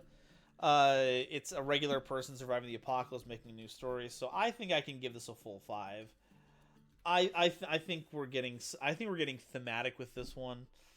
And the effect is really cool. Being able to unlock a part of a deck that should have always been there and being able to play them at full capacity rules. So we're getting a 15 on the Nova scale for Survivor of the Vendread. Survivor effect being a continuous is kind of cute flavor. They need to be surviving the Vendread swarm for the effect to be useful. Oh, you know what? I hadn't even thought about that, but that makes sense. That's a good angle. Okay. Quick head count here. I'm going to double check to see how much we have left. So we have Cool Trainer Dark, which is another one from the video. We have Z-Mans, which are going to be the Visas support. Kind of. It's not specifically Visas, right? No, it's kind of like a whole lore thing. So we got that.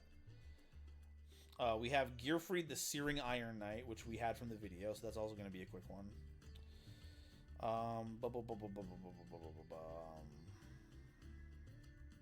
We have the one who watches, who recently showed up. Shoutouts if you're watching, by the way. Glad to have you. Thank you. We have Pillix, Hazy Flame cards. We got 5 left. Okay, so we're good. We can get this done in another hour and a half, I think. So a 3-hour stream, I think that's pretty good. Okay. That being said, I'm gonna step away for a bit. I'm gonna get a drink because I wanna. You probably heard me do that big cough earlier. I think I need a little drinky. So I'll be right back. I'm gonna go get that handled, and I was gonna check at the house.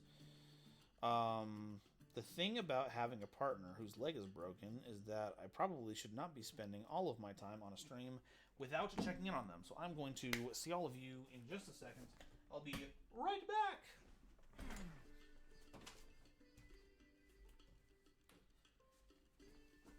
Almost forgot my phone. I'm keeping an eye on you folks, okay? Don't do anything that's going to embarrass me, okay? If anyone raids, you have to be nice to them, okay? Don't be saying, like, weird stuff to them, okay? I just want... We're a nice, normal stream. We're a nice, normal community.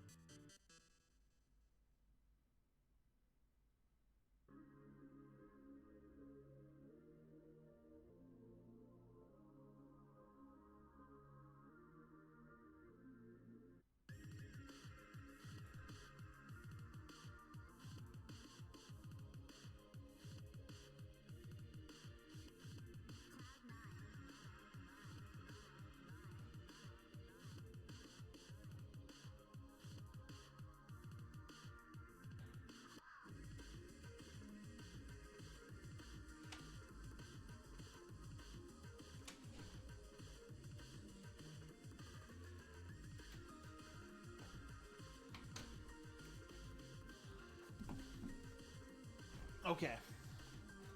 Y'all were fine, right? Y'all were good? Nice about him. Hope you're one of the most open and nicest people I've met in the video community. Fall wage. I gotta figure that one out. That's a fun little... The amount of things that I want to do with this channel that need improving, the list just keeps growing. Folks, I am taking applications for people who will just do stuff for my channel. I can't pay you. I can just be nice to you. I also don't want people doing that because that's actual labor that I'm not going to be taking from people. That's unfair. I got a custom card that is myself a boss boss monster. Hell yeah. You gotta go for that self-insert power. That's how you reach the true self-actualization. Okay, let's close these windows here and put these back on because I'm sure that by keeping the mic on and the headphones on, there was some weird-ass audio for a while. I posted it sick.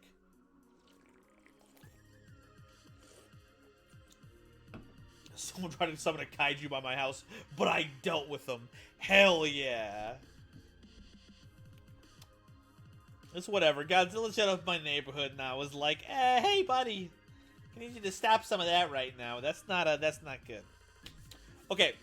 Cool Trainer Dark showed up this time around with a original deck, the Crowned Monsters. Now, I think the parallels between them and Vernisylph are easy to see, but I still liked what they were going with.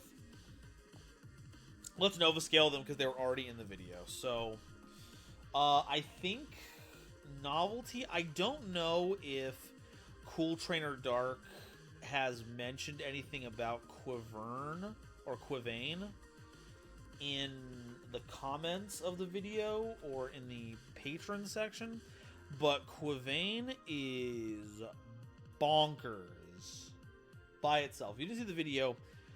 Each time a zombie monster is special summoned, all zombies you control gain 500 attack. This is already at 3,000. This does not have a once per turn, so this has the potential to go absolutely crazy. Once per turn, you can target a card your opponent controls, banish it. If you do, special summon a monster from your graveyard and it becomes a zombie type. So you summon out a zombie by removing an opponent's monster. Both of them benefit from this bonus, so you have added 1,000 extra attack to your board. During the standby phase, if this card is in your graveyard, you can shuffle 2 of your banished monsters into the deck to special summon this card. Absolutely huge because zombies love banishing stuff nowadays. It's one of their big claims to fame. So Quivane just keeps getting to come back turn after turn while recycling your banished monsters. And there was no synchro material posted on here, which means I have to assume that it is entirely generic. So any deck can benefit from this one, and it goes crazy. So I think the objectivity here is a 2. Oh, 3. A single synchro monster being strong that doesn't have protection by itself probably is still not going to change the world, even if it's a generic, but it still scares me. So it's getting a 3 in objectivity on that one. Novelty. A lot of what these do tend to be like standard zombie synchro nonsense anyway. Like Daffodil Crowned Stag is level modulation and a free summon. Cayman is level modulation and a free summon under a bit more stringent circumstances, admittedly. Crocus Crowned Strix is summoning free material, and it steals from our opponent's banishment, which begins the chain of like cards comboing with each other. Like you control a monster owned by your opponent, so Lupine gets special summoned. If Lupine fights something, it gets banished, which summons Stag. Cayman, it's just in the graveyard because zombie stuff happens. There's just like generic zombie good stuff here. So I feel like the novelty here is also like a 3. I like how it daisy chains around in a cool way, but other than that, it's not breaking many bounds on that one. Versatility, this is once again just big zombie pile stuff. Another versatility of 3 by dint of being one of the most supported types in the entire game. Awesomeness. It does have this dark twist of spring to it. Despite everything I'm worried about with Quavain, the card is based as hell. Removal and reviving and increasing our aggro power is sick. It turns summon spamming by itself into a win condition because the more you do it, the stronger Quavain and the rest of your board gets. So you're going absolutely bug ham nutty. And each of the component monsters in here are still technically their own creature. These all still largely work on their own, except I would argue Daisy Crowned Lupine because you have to steal an opponent's monster to make this work. And zombies are probably the most proficient in doing that between things like Vampire, Sheridan, Dampier, anything that steal like Monster Reborn from their graveyard. But all these still function normally. I feel like it's a little too derivative of what zombies do normally. But I'm gonna give it a 4. It's interesting to see the numbers all grouped together like this, but I think that the theming here was one of the strongest things about it. It had a cool idea going into it, and I think it executed on it, even if the individual effects of these monsters didn't necessarily do a lot to sell the fantasy of this. It still came to the table with a cohesive idea, and nothing about it like went perpendicular to what it was trying to do. So I give it a 4 on Awesomeness. I think it was pretty cool. That puts it at a 13 on the Nova scale. All right. Next up is Z-Man's cards. I believe that's Iskander. They have the same profile picture, so I must assume that is the case. All right. Let's take a look at this and see if we've got to resize this at all. Oh, that's got to be super resized. Arnar. We got to fix that up now. If it'll let me.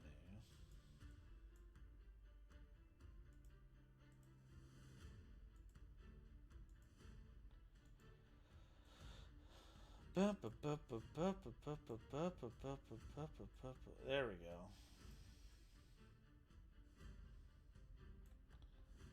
Let's get this pulled up over here. Ba-da-da-da-da.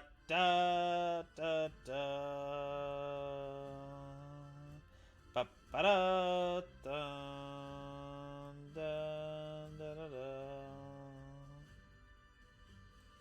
All right. Once again, we are going to zero out the word pad. Folks, do not let me forget about the Nova scale this time. The first time was my fault. The second time is your fault. All of you are watching me, after all. You're all my stewards.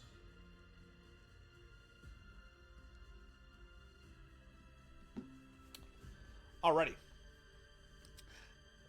The Spring of I think it's supposed to be Amritara. My submission is a full set of spells set in the Visa storyline. It's a filler arc of sorts set between the points in time that we got in Duelist Nexus and Age of Overlord. The plot is something like this. After New World Stars, Kashtira Unicorn and Scareclaw Astra were given authority as essentially his joint chiefs of staff, with both getting forms similar to Manadium Trila Shukta. Speaking of which, Kit Kalos was also given power, and Visas pretty much made her his queen. For both political reasons as well as emotional ones. She said yes, everyone took the hint, and not long after the wedding of Visas and Kit Kalos, which these cards depict, take place.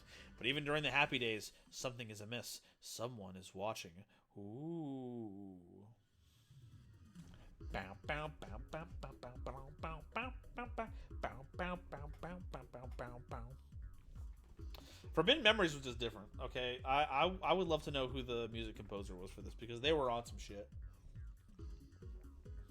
Bow, bow, bow, bow, bow. Gameplay is god-awful. Holy hell. It's the beach episode. Okay. New World's Union spell card continuous limit 1. Art beneath the shining shade of the World Tree. Visas wearing a Japanese wedding kimono and Kid Close wearing a Western style wedding dress are wedding before a crowd comprised of people from all over the Amritara system. Activate this card only if Pristine Planet's Amritara is on the field. You can only activate one effect of New World's Union per turn. If a monster you control mentions or is named Visas, Tearlament, Scareclaw, Manadium, Kashtira, activate one of these effects. Add a Visas, Tearlament, Scareclaw, Manadium, or Kashtira card of your choice from your deck to your hand. Your deck is then shuffled. Send a card from your hand to the graveyard. Art, Visas and Kikolos. No, that's a whole new card. Okay, so you can only activate one effect of New World Union per turn, but it only has one effect.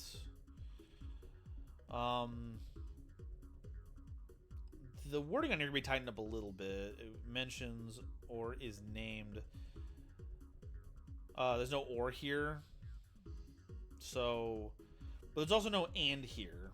Both of which are components on telling us if we need to have all of them or some of them. I'm going to say that since no card mentions all 5 of these, it's supposed to be, if it has one of them, you can add another one. But that's what more specific problem-solving card text is supposed to be for. So we're effectively doing another card that helps cross over the different archetypes. As long as you control something of one, you can grab something of another. Or you send a card from hand to graveyard, which will trigger any send to graveyard effects. So that's neat. Limit 1. I suppose we are already limiting these cards because Konami will look at those and go, we can't sell more packs with that. We got to put that away. Okay, next one is New World's Oaths Resworn. Quick play spell card. The art is Visas and Kikolos sitting on thrones as the 21 Kashtira lords, including Unicorn, Fenrir, and Ogre, bow before them, re-swearing the oaths of loyalty they swore to Riseheart, because none of them want trouble with the man whose 4 or 5 different versions of the guy who conquered them as one person. Its effect, if you control a monster that mentions these 5 in its name, you can change any number of monsters on the field to defense position. If the monsters were controlled by your opponent, they cannot change position until the end of your next turn. That's... So, changing position is one thing, and setting is similar, but technically another one. So I'm not sure if what we're trying to do is set all of our opponent's cards face down, or any number of monsters. We can set our own if it so pleases us.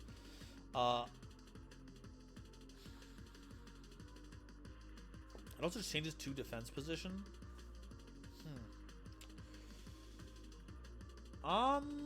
So I'm gonna try and think of this as a gigantic enemy controller for now, just to put it out of the way.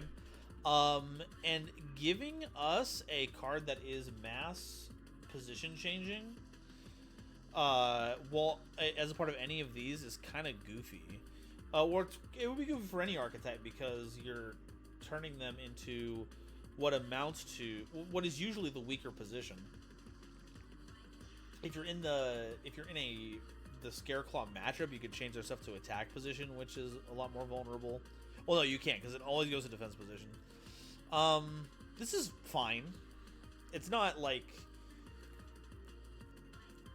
it's not wild, but it's also not crazy. Maybe that's an errant word. I have to assume that is the case, but the unfortunate part is that set is a term in the game, so I can't be sure what part of it is the errant term.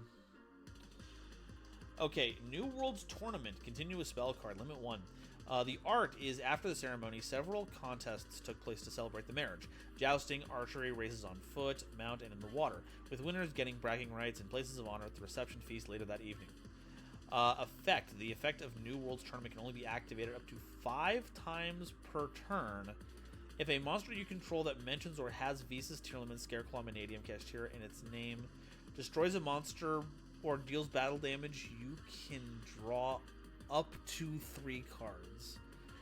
Personal note, moderation is needed for this one. If you're not careful, you could deck out. Yeah, I suppose so, because you're You're potentially drawing 15 cards. This is also a rough one because this card mentions any of these destroying a monster or dealing battle damage. Now, the battle damage is pretty straightforward, but destroying a monster is not so. While I would usually say that it means destroy a monster in battle because most effects don't ever care about a monster of a particular stat line destroying another monster, BM4 Blast Spider is one of the few monsters that actually tracks that stuff and cares if a monster of a particular type or attribute destroys via a card effect. So it is possible. We do have the templating for that.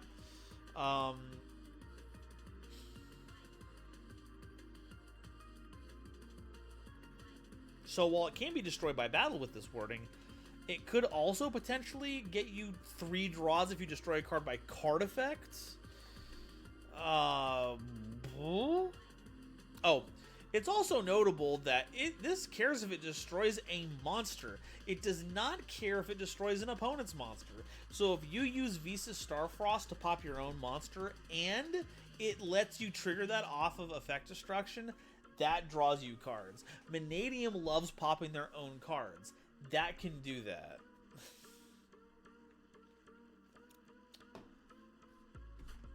I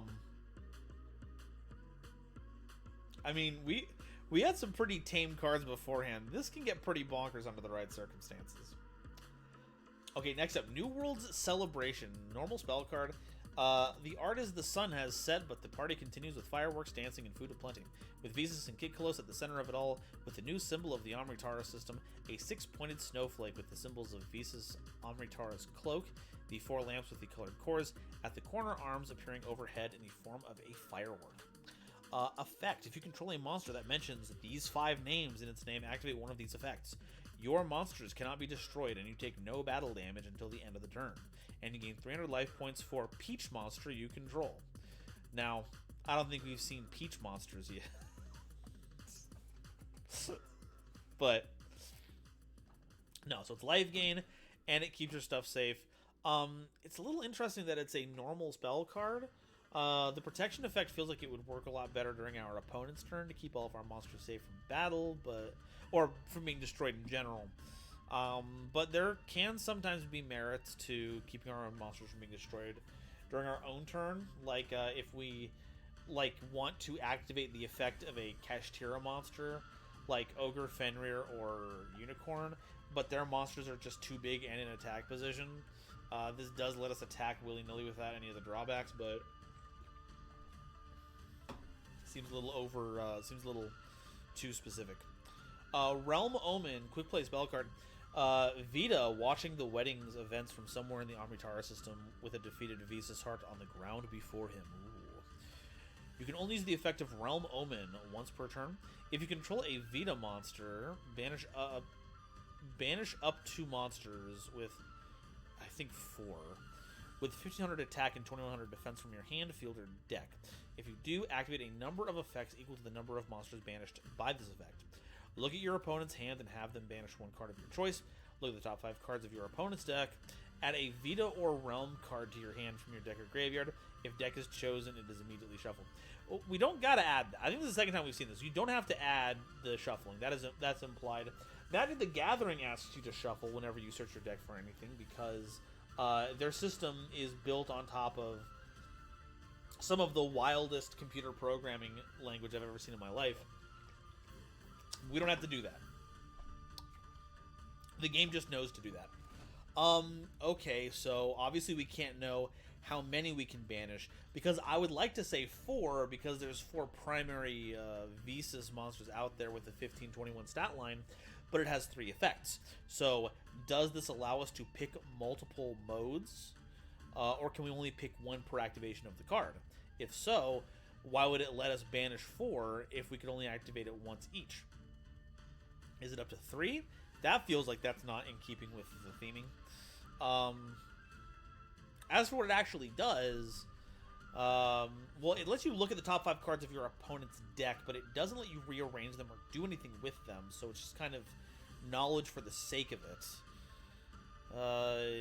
the looking at your opponent's hand and banishing one is pretty impactful. You basically have a Forceful Sentry in Standard, to use another Magic term.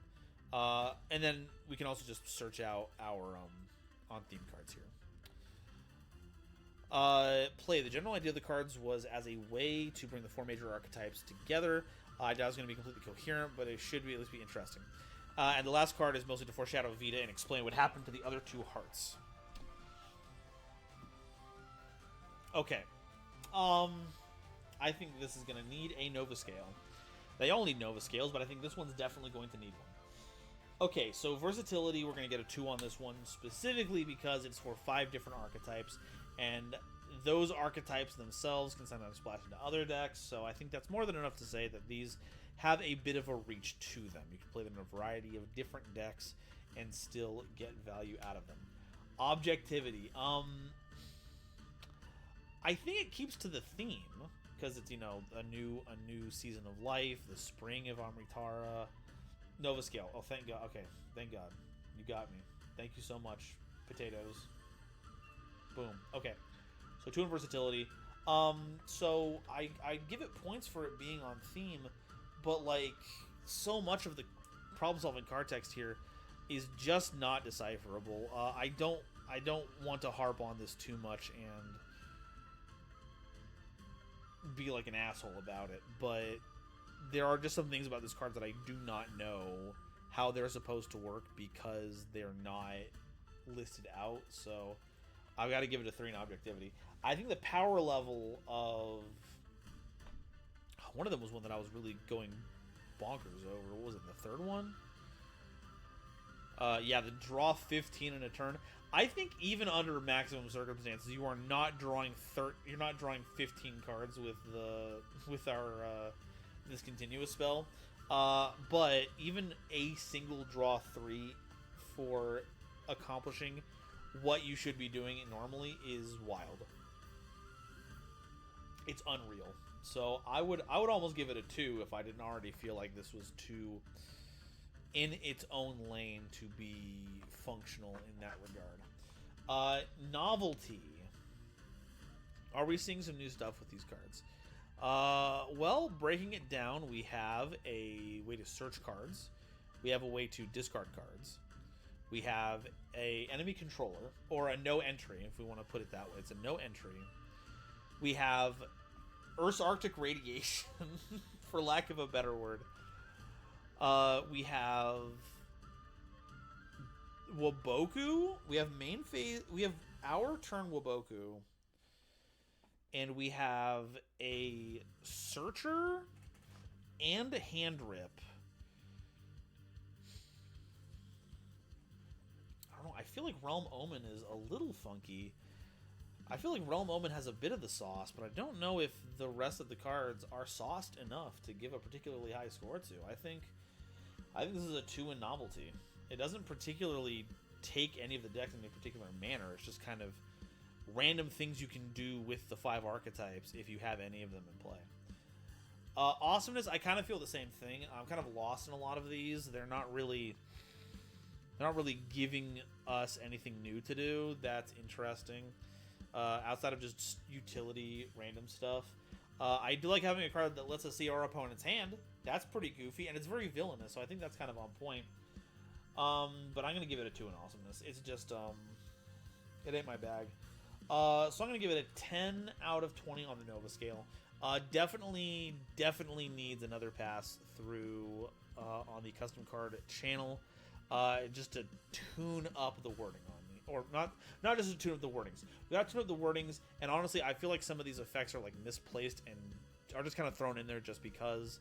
And a lot of the things that make me like cards is when you can see the vision of the cards, and those cards line up with what the archetype is supposed to be doing.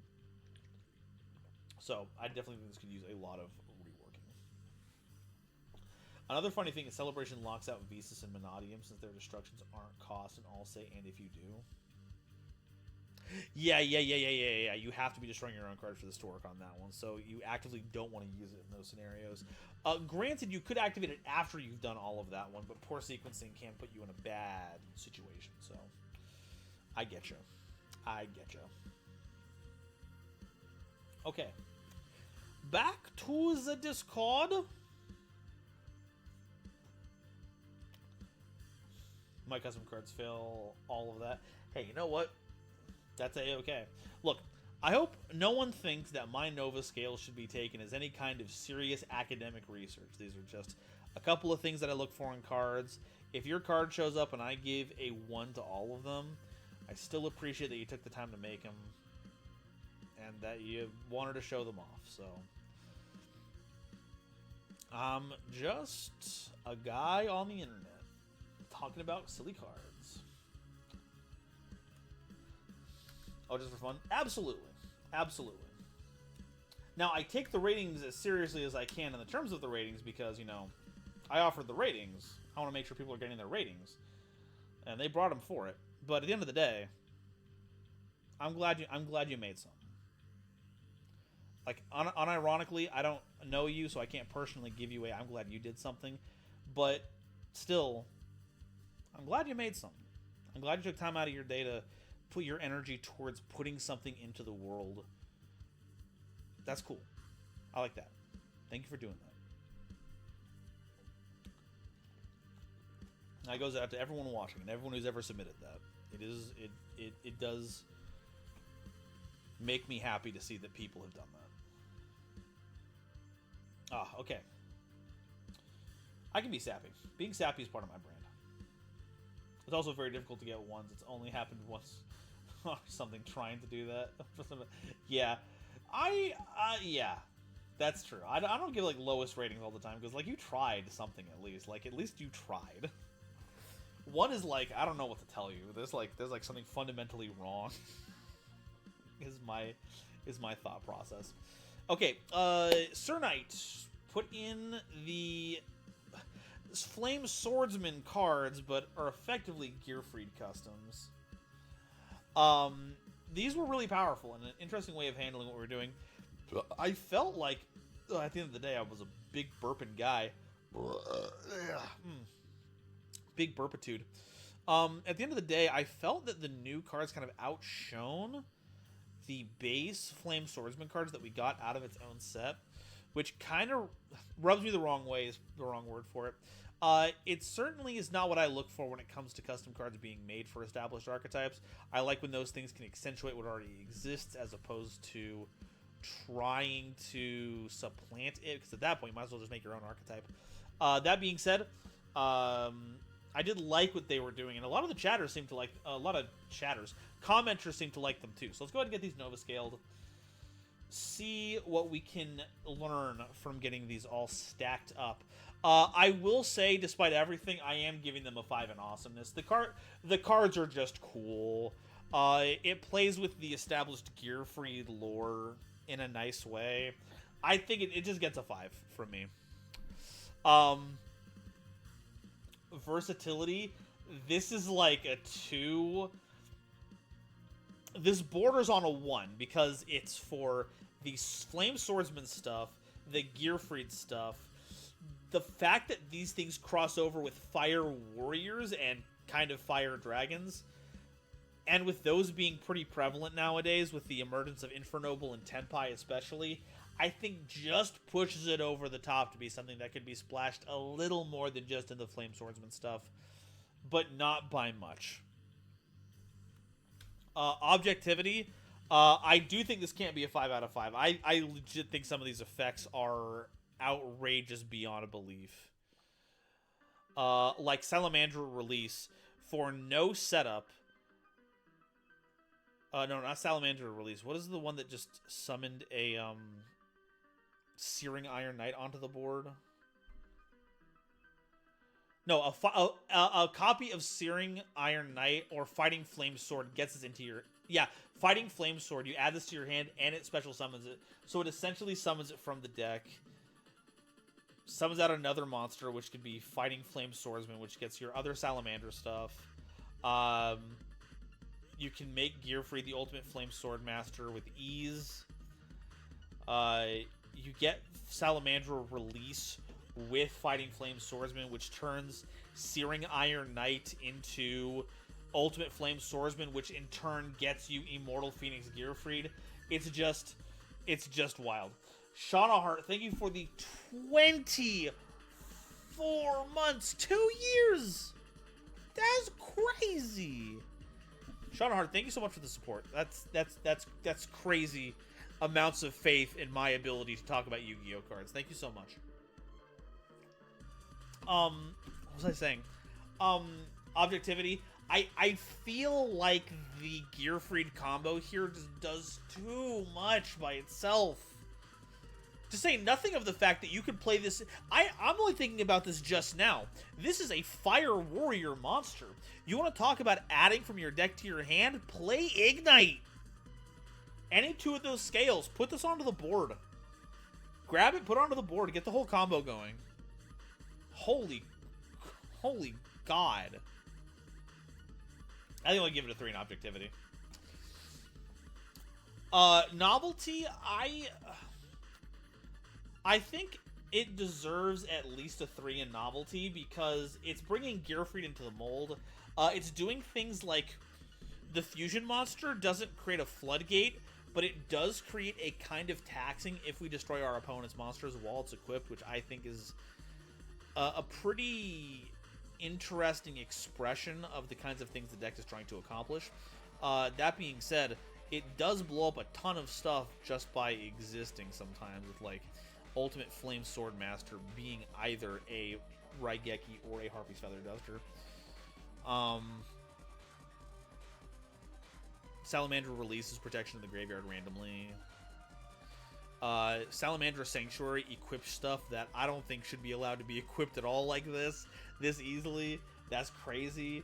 But like Millennia Asta says, it's still honestly kind of based. Like, it's hard to argue with the Flame Swordsman cards being powerful when you remember that they're Flame Swordsman cards. Like this is... Gearfried might be supplanting Flame Swordsman in this example, but that's still Joey's cards. These are still Joey's guys. If you can grab the max metal out of these cards, it's Ultra Mega over 2. Lord, I'm gonna not think about that. This is a 13 on the Nova scale, though. Pretty strong contender, I would say. So that's up for this one. Who's up next? Okay, the one who watches. We got just a couple of them. We just got 3 of them. Let's go ahead and take a look here.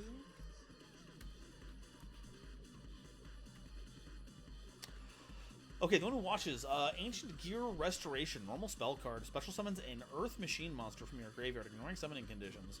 If you special summon an Ancient Gear Golem monster, or a monster that mentions Ancient Gear Golem, that special summoned monster is unaffected by your opponent's card effects until the end of your opponent's next turn. Oh, okay.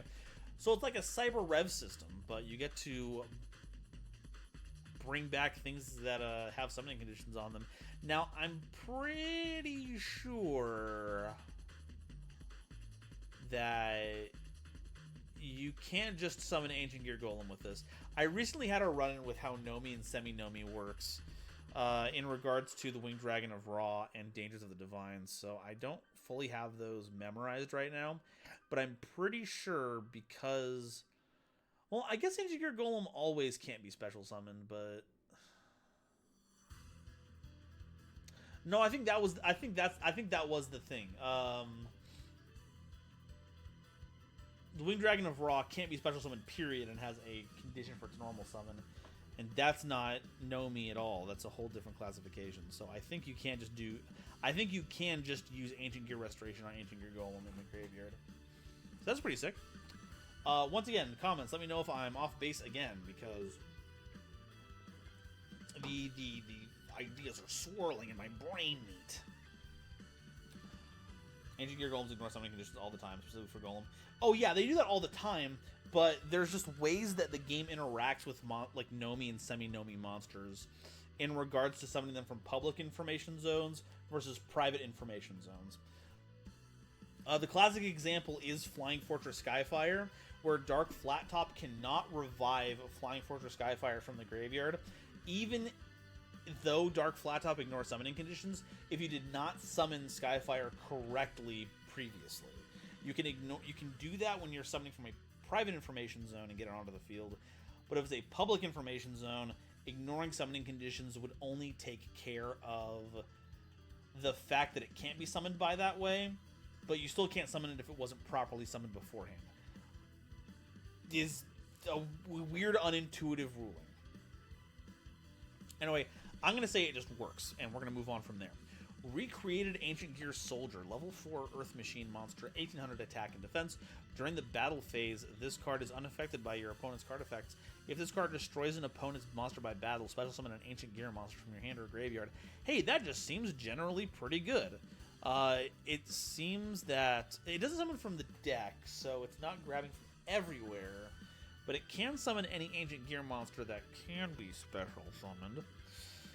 So you could potentially loop recreated Ancient Gear soldiers over and over again if you just destroy one and then summon another soldier, destroy another monster, get another soldier, all that kind of nonsense. But it'll probably be used for more things like getting like Reactor Dragon, which is pretty good. I also like the change to when this card attacks, your opponent can activate spell or trap cards, to this card is unaffected by your opponent's cards during the battle phase. So it's kind of keeping the same energy of the old Ancient Gears, but updating them to the reality of modern gameplay, and I think that's pretty good. Ancient Gear Town Restoration Project spell card. Activate a Gear Town from your deck, from your graveyard. If a Gear Town you control is destroyed, you can banish this card from your graveyard to add an Ancient Gear monster from your hand to your hand from your deck or graveyard. Okay. Well, Gear Town is bloody fantastic. It's -1 tribute for all of your Ancient Gear monsters, so it's easier to put them onto the board. If it's destroyed, you get a free one. Shoutouts to Ancient Gear Gadoltron Dragon. Shout out to Rusty Glads, my favorite variant of the deck back in the day. So it gets you access to that and a monster if it gets destroyed, which you want to be doing because Gear Town's pop effect is wild. I also boosted Soldier's attack from the original so that it actually destroys anything. Yeah, I think that was a good call too. Not for nothing, but what is it? Original Soldier's like a 1400 attack normal summon. Nah, ain't for nothing, Buster. You ain't doing shite. 13. God, unusable. Just printing unusable ass monsters. It's crazy. But yeah, so that was a good. That was good. I also like the general idea of like ancient, like someone coming along and making new Ancient Gears, based like working off of the original models. I think that's pretty. I think that's a pretty cool story thing that hasn't been followed, or story idea that hasn't been used yet. Let's rate these suckers. Let's get them on here. Okay, so versatility. These cards don't only work with Ancient Gear. Ancient Gear Restoration can summon any Earth Machine monster. Heck, I think this even gets past Ancient Gear Citadel summoning condition. Though I think its summoning condition is this card can only be special summoned by a card of it. No, I think it just gave me normal summoned. I'm looking up Ancient Gear Citadel. Not Ancient Gear Citadel, Machina Citadel.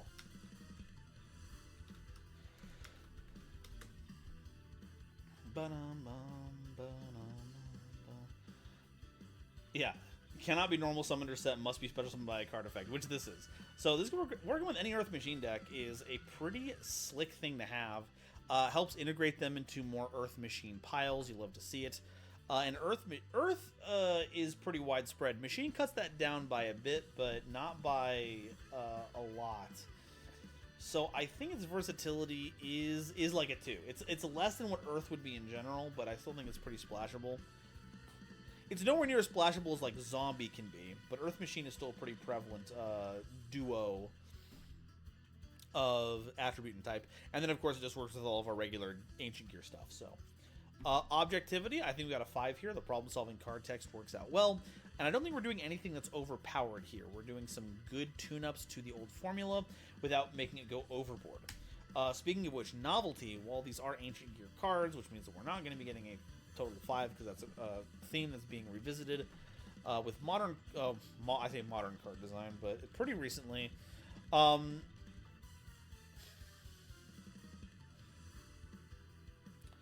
I think it's like a 2 in novelty because these are things that are making the cards better. It's not necessarily a new avenue for Ancient Gears to work in. I do once again want to give props to a new paradigm of Ancient Gear combat protection and or disruption, however you want to look at your opponent can't activate X, Y, or Z. I think this is a pretty good idea here, so I do want to give some nod to it. But outside of that, I think it's just general good stuff for existing cards. So I think it's a 2 in novelty. And awesomeness, I gotta give it a...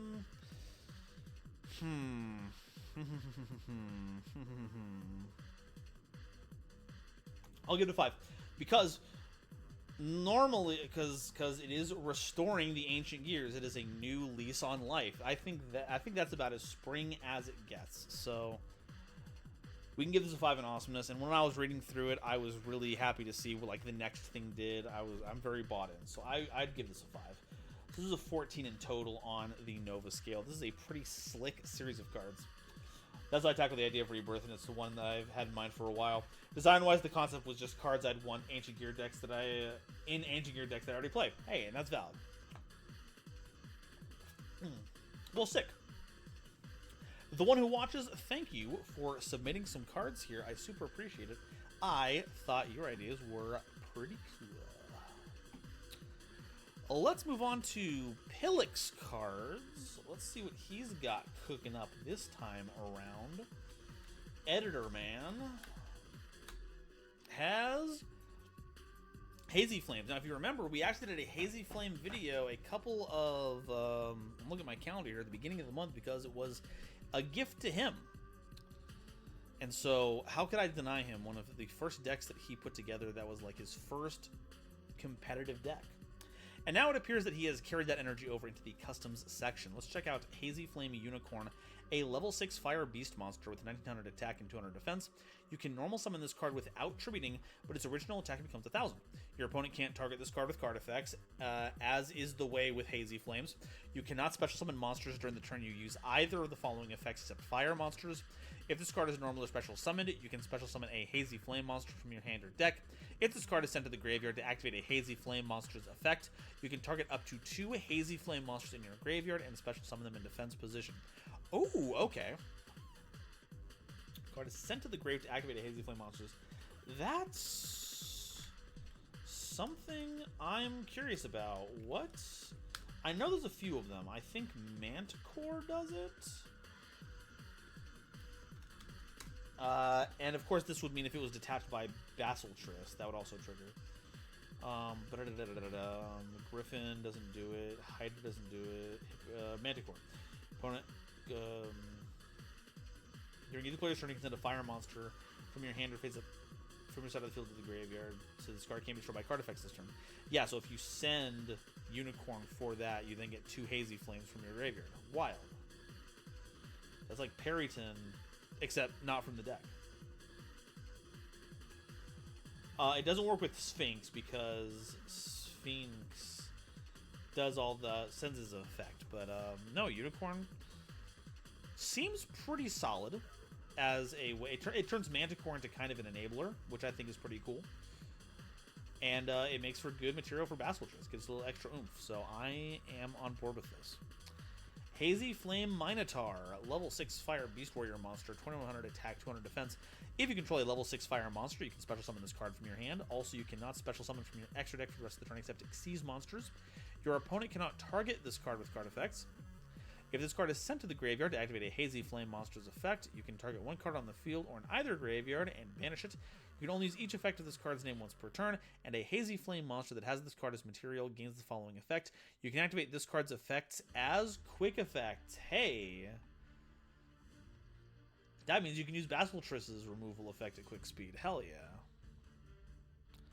yeah. Hazy Flame Chimera. Oh, we have another Xyz monster on our hands. Rank 6 Pyro Xyz Fyro. 2300 attack, 2000 defense. Requiring 2 or more level 6 fire monsters. No upper limit this time. Your opponent cannot target this card with card effects. Once per turn, you can attach a material from this card to place a Hazy Continuous spell or trap card from your deck or graveyard into your spell and trap zone. This card gains effects based on the number of materials attached to it. 3 or more, once per turn, during the main phase, you can tribute one other fire monster from your hand or field and target one other card on the field and attach it to this card as material. That becomes a quick effect under Minotaur, which is huge. And if we send Minotaur or Unicorn to the graveyard for this effect, we get to trigger their additional effects. 4 or more, this card can't be destroyed by card effects. That's nice. 5 or more, during the main phase, you can special summon a Hazy Flame Basilisk from your extra deck by using this card you control as material, which is treated as an Xyz summon. Transfer its material to the summoned monster. Okay, so if we reach the critical mass, we get to rank up Magic.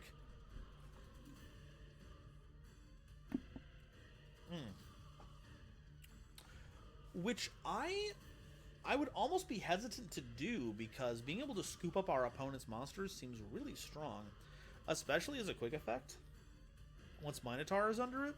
However, Chimera does not gain attack power based on the amount of material it has under it like Basilisk does, so it's going to stay at 2300. So I guess we do kind of want to rank it up once we get there, and then once we do, if it has 5 material base, then it has itself as a monster. You're going to have a Basilisk with 6 material, which is very funny because Basilisk's final effect when it has 5 material is that it can't be destroyed by card effect, but it's not 5 or more. So it'll have 6 material, so it'll gain its attack boost effect. It'll not be able to be targeted by card effects, but it can be destroyed by card effect, though it will have Minotaur underneath it. So you can detach down to 5 as needs be. So just a funny little interaction that is available here. Okay, last one. Hazy Flame, Hazy Figure, a continuous spell card. You can normal summon Hazy Flame monsters with 1 less tribute. Hey. Once while this card is phased up on the field, you can add a Hazy Flame monster from your deck or graveyard to your hand. Once per turn, you can target a Hazy Flame Xyz monster you control and attach a Hazy card from your field, grave, or banishment to that card as material. Short, sweet, to the point. Does the usual Hazy spell or trap card thing where it makes so you can just normal summon all of your Hazy Flames, and it gets you a search. And it puts material under your Hazies. Like, you can just take Figure and put it underneath the Hazy monster itself, the Hazy Xyz monster, because once you get the search, you don't need it anymore, especially if you don't need to normal summon any Hazy Flames from your hand, so you just get to put that under there. Or you can put Minotaur underneath, or you can put Unicorn underneath to trigger either of their effects when it attaches material. The world's your freaking oyster. Let's take a look at the Nova Scale for this one. Off the bat, Objectivity I think is an easy 5. Cool stuff going on here, but not necessarily game-breaking stuff. Versatility, I think we have to give this a 2. While these generally work with Hazy Flames, level 6 fire monsters are not entirely off the menu because we do have things like Evolsars, which have a few fire monsters in that level range, and they would appreciate having more Xyz monsters to work with. Novelty, do we have anything new for Hazy Flames here? Well, turning them into quick effect banishing machines is pretty cool.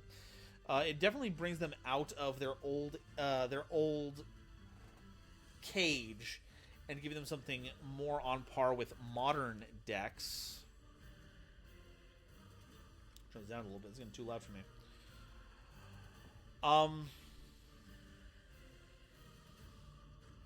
The material scooping is cool, but that's an Xyz thing that we've been seeing for a while now. I wouldn't necessarily call that, like, novel. I guess it just feels like a lot of the stuff here is cool and powerful, but not necessarily game-breaking, so I think this is a 2 on the novelty scale, on the novelty part of the scale. And then awesomeness. I'm not a big Hazy Flame guy, so I don't have a lot of, like, inborn hype for the cards. That being said,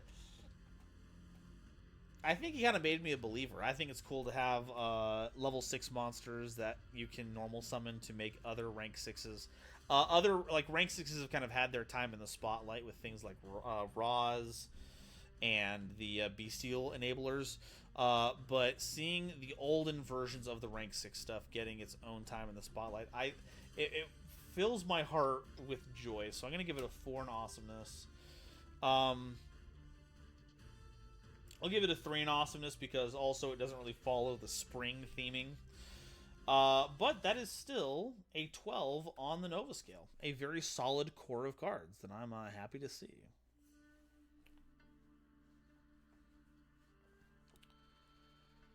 And that's everything that's on the Discord. I think Someone said that they had posted their own. Who was Potatoes, right?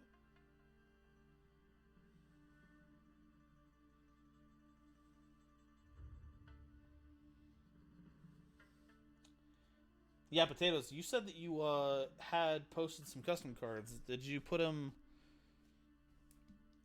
in the patron chat?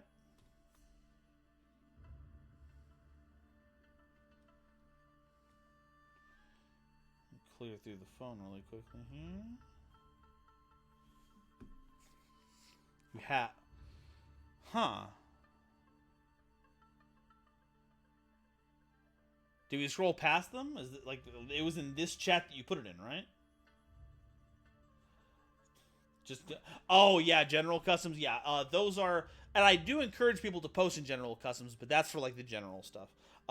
This section is reserved for the patrons who have kind of gotten the, they paid for it. This is kind of me giving back to them for their support on that one.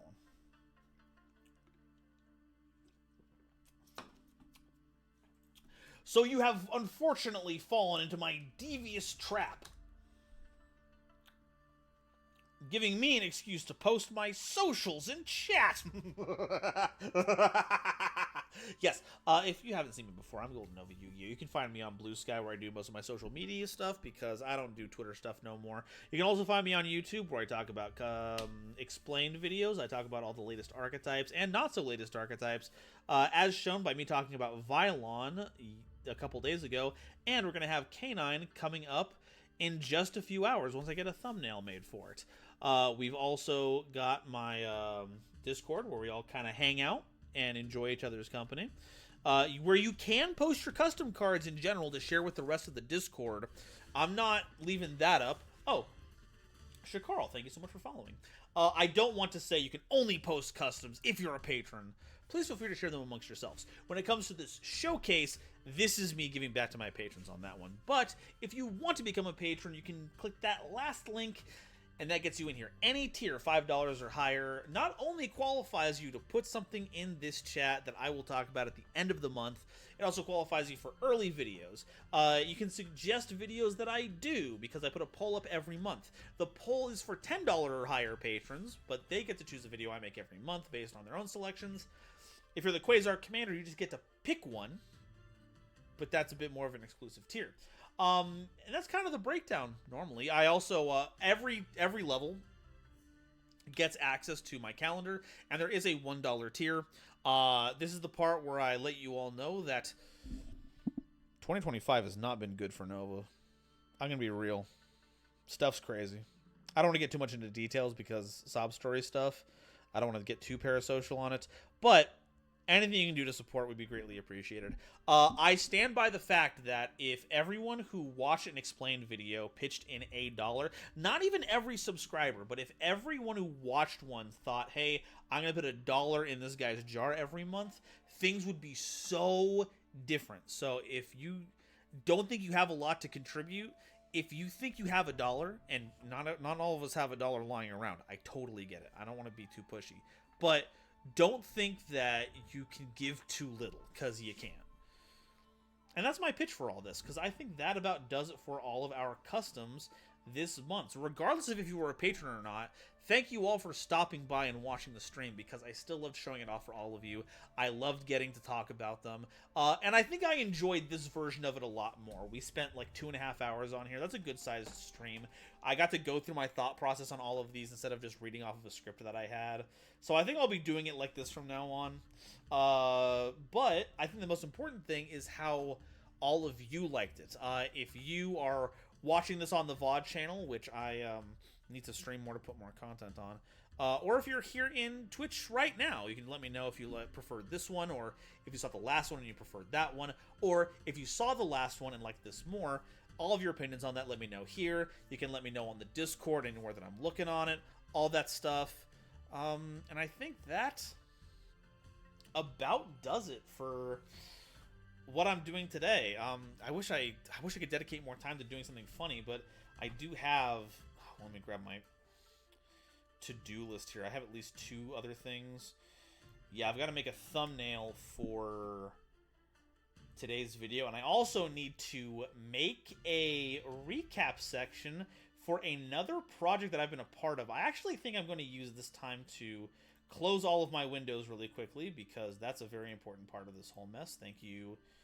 Really wish it would not automatically dump all of my windows.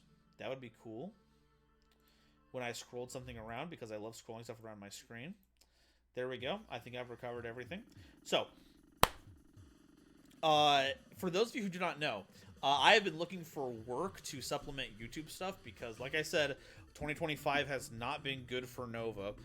But I have found some freelance work working for Treasure Details.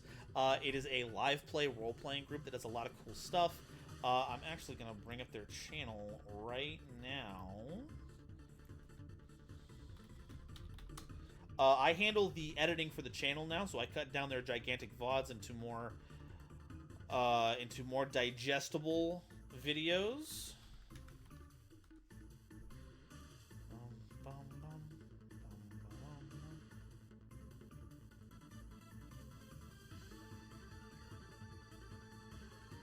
There we go.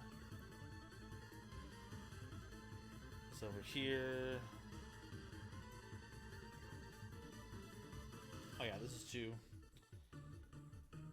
is leagues too big. It needs to be... Let me stretch that out. Something fierce.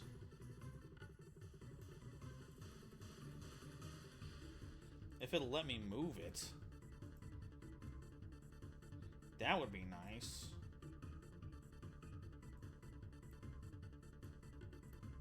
Nope, I don't want to grab the alert box. I want to grab the window that I'm clicking. OBS. That's what I would like to move.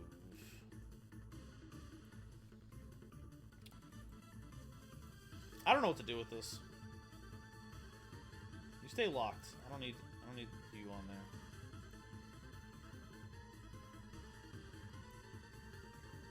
I'll check them out. Hell yeah. Thank you. I appreciate it, and not letting this horrible OBS malleating experience change your ideas on that one. Anyway, so yeah, Treasure Tales, I do a lot of work for this one.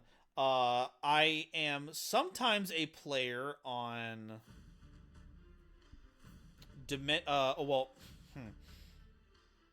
well, let's focus on Dragon Ball right now. Dragon Ball is kind of like the big breakout series that we've been doing. Dragon Ball NXT. I'm not a player in it, but I am doing a recap. I do all the recap and my best next time on Dragon Ball NXT voice for all the recaps to let you know of the exciting stuff going on in the next episode.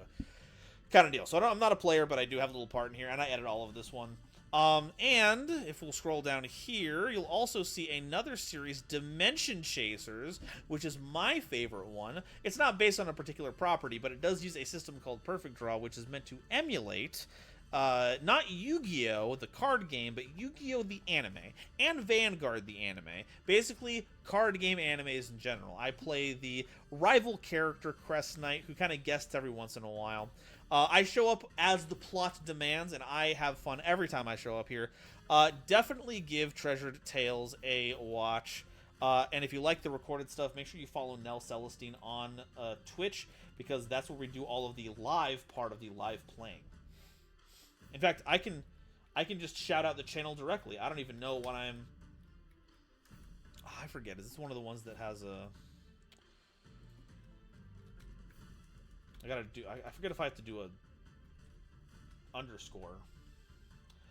Do you still do replays Master Duel? I got an epic whack-a-mole fight Aroma versus branded replay I want to show sometimes. Once I get back into the stream of things, I guess also back into the stream of things. Once I can get back into the swing of doing regular streams, I would like to do that more often, because everyone's replays are cracked. Okay, it is an underscore. Okay, that's the actual Twitch channel. So go follow that one if you want to see the live play stuff, especially when I get to show up, because I'm not gonna lie, I think I do pretty good. I think I'm a pretty fun presence. You can check out the episodes, of course, on the YouTube channel. Oh, Yefox, Die. You are... I'm obliterating you this moment. Where are you? Where? Boom, pin...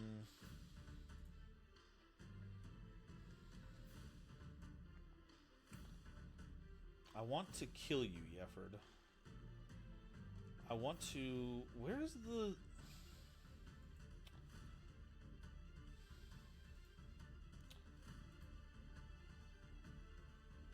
What? That right click did not show things that I thought would be appropriate for all this. Here we go. Warn, timeout, be gone. Yefix. You fool! You thought you could stand against my power? It is insignificant compared to me.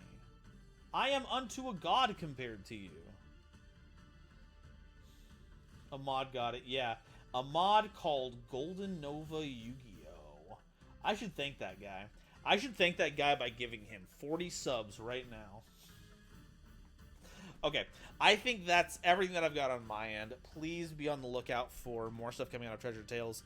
It really is a big labor of love. Blaze was actually in chat earlier, and I know about this because... I know about this whole channel because he showed off the trailer for one of these custom card reviews because he had the, he had the slot and he wanted to show it off.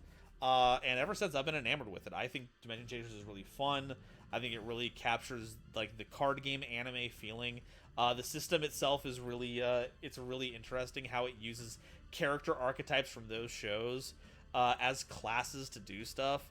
And of course, the NXT stuff is just, if you like some good old Dragon Ball action, and they've made a bespoke system for it to try and capture the energy. And we had a pretty nifty beam struggle on episode 11 that I was happy to see. So, yeah, that's my shilling going on right now.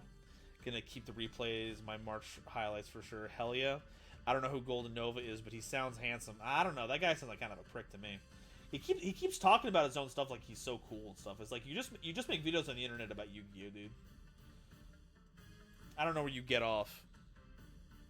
Anyway, thank you all so much for this combination of self-deprecation and shilling. I don't know how we got there. Who's streaming right now? Who am I going to raid? Am I going to raid?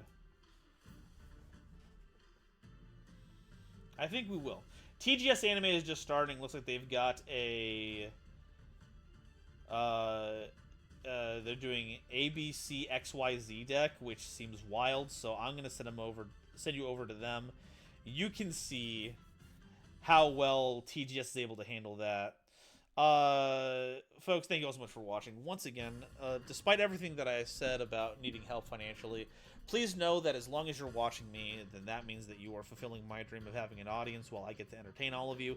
And that still means a lot to me because I don't get to do any of this if you're not watching. So no matter what you can do, what you have done, thank you so much for watching. I hope you have yourself a wonderful day. And as always, I will see you next time.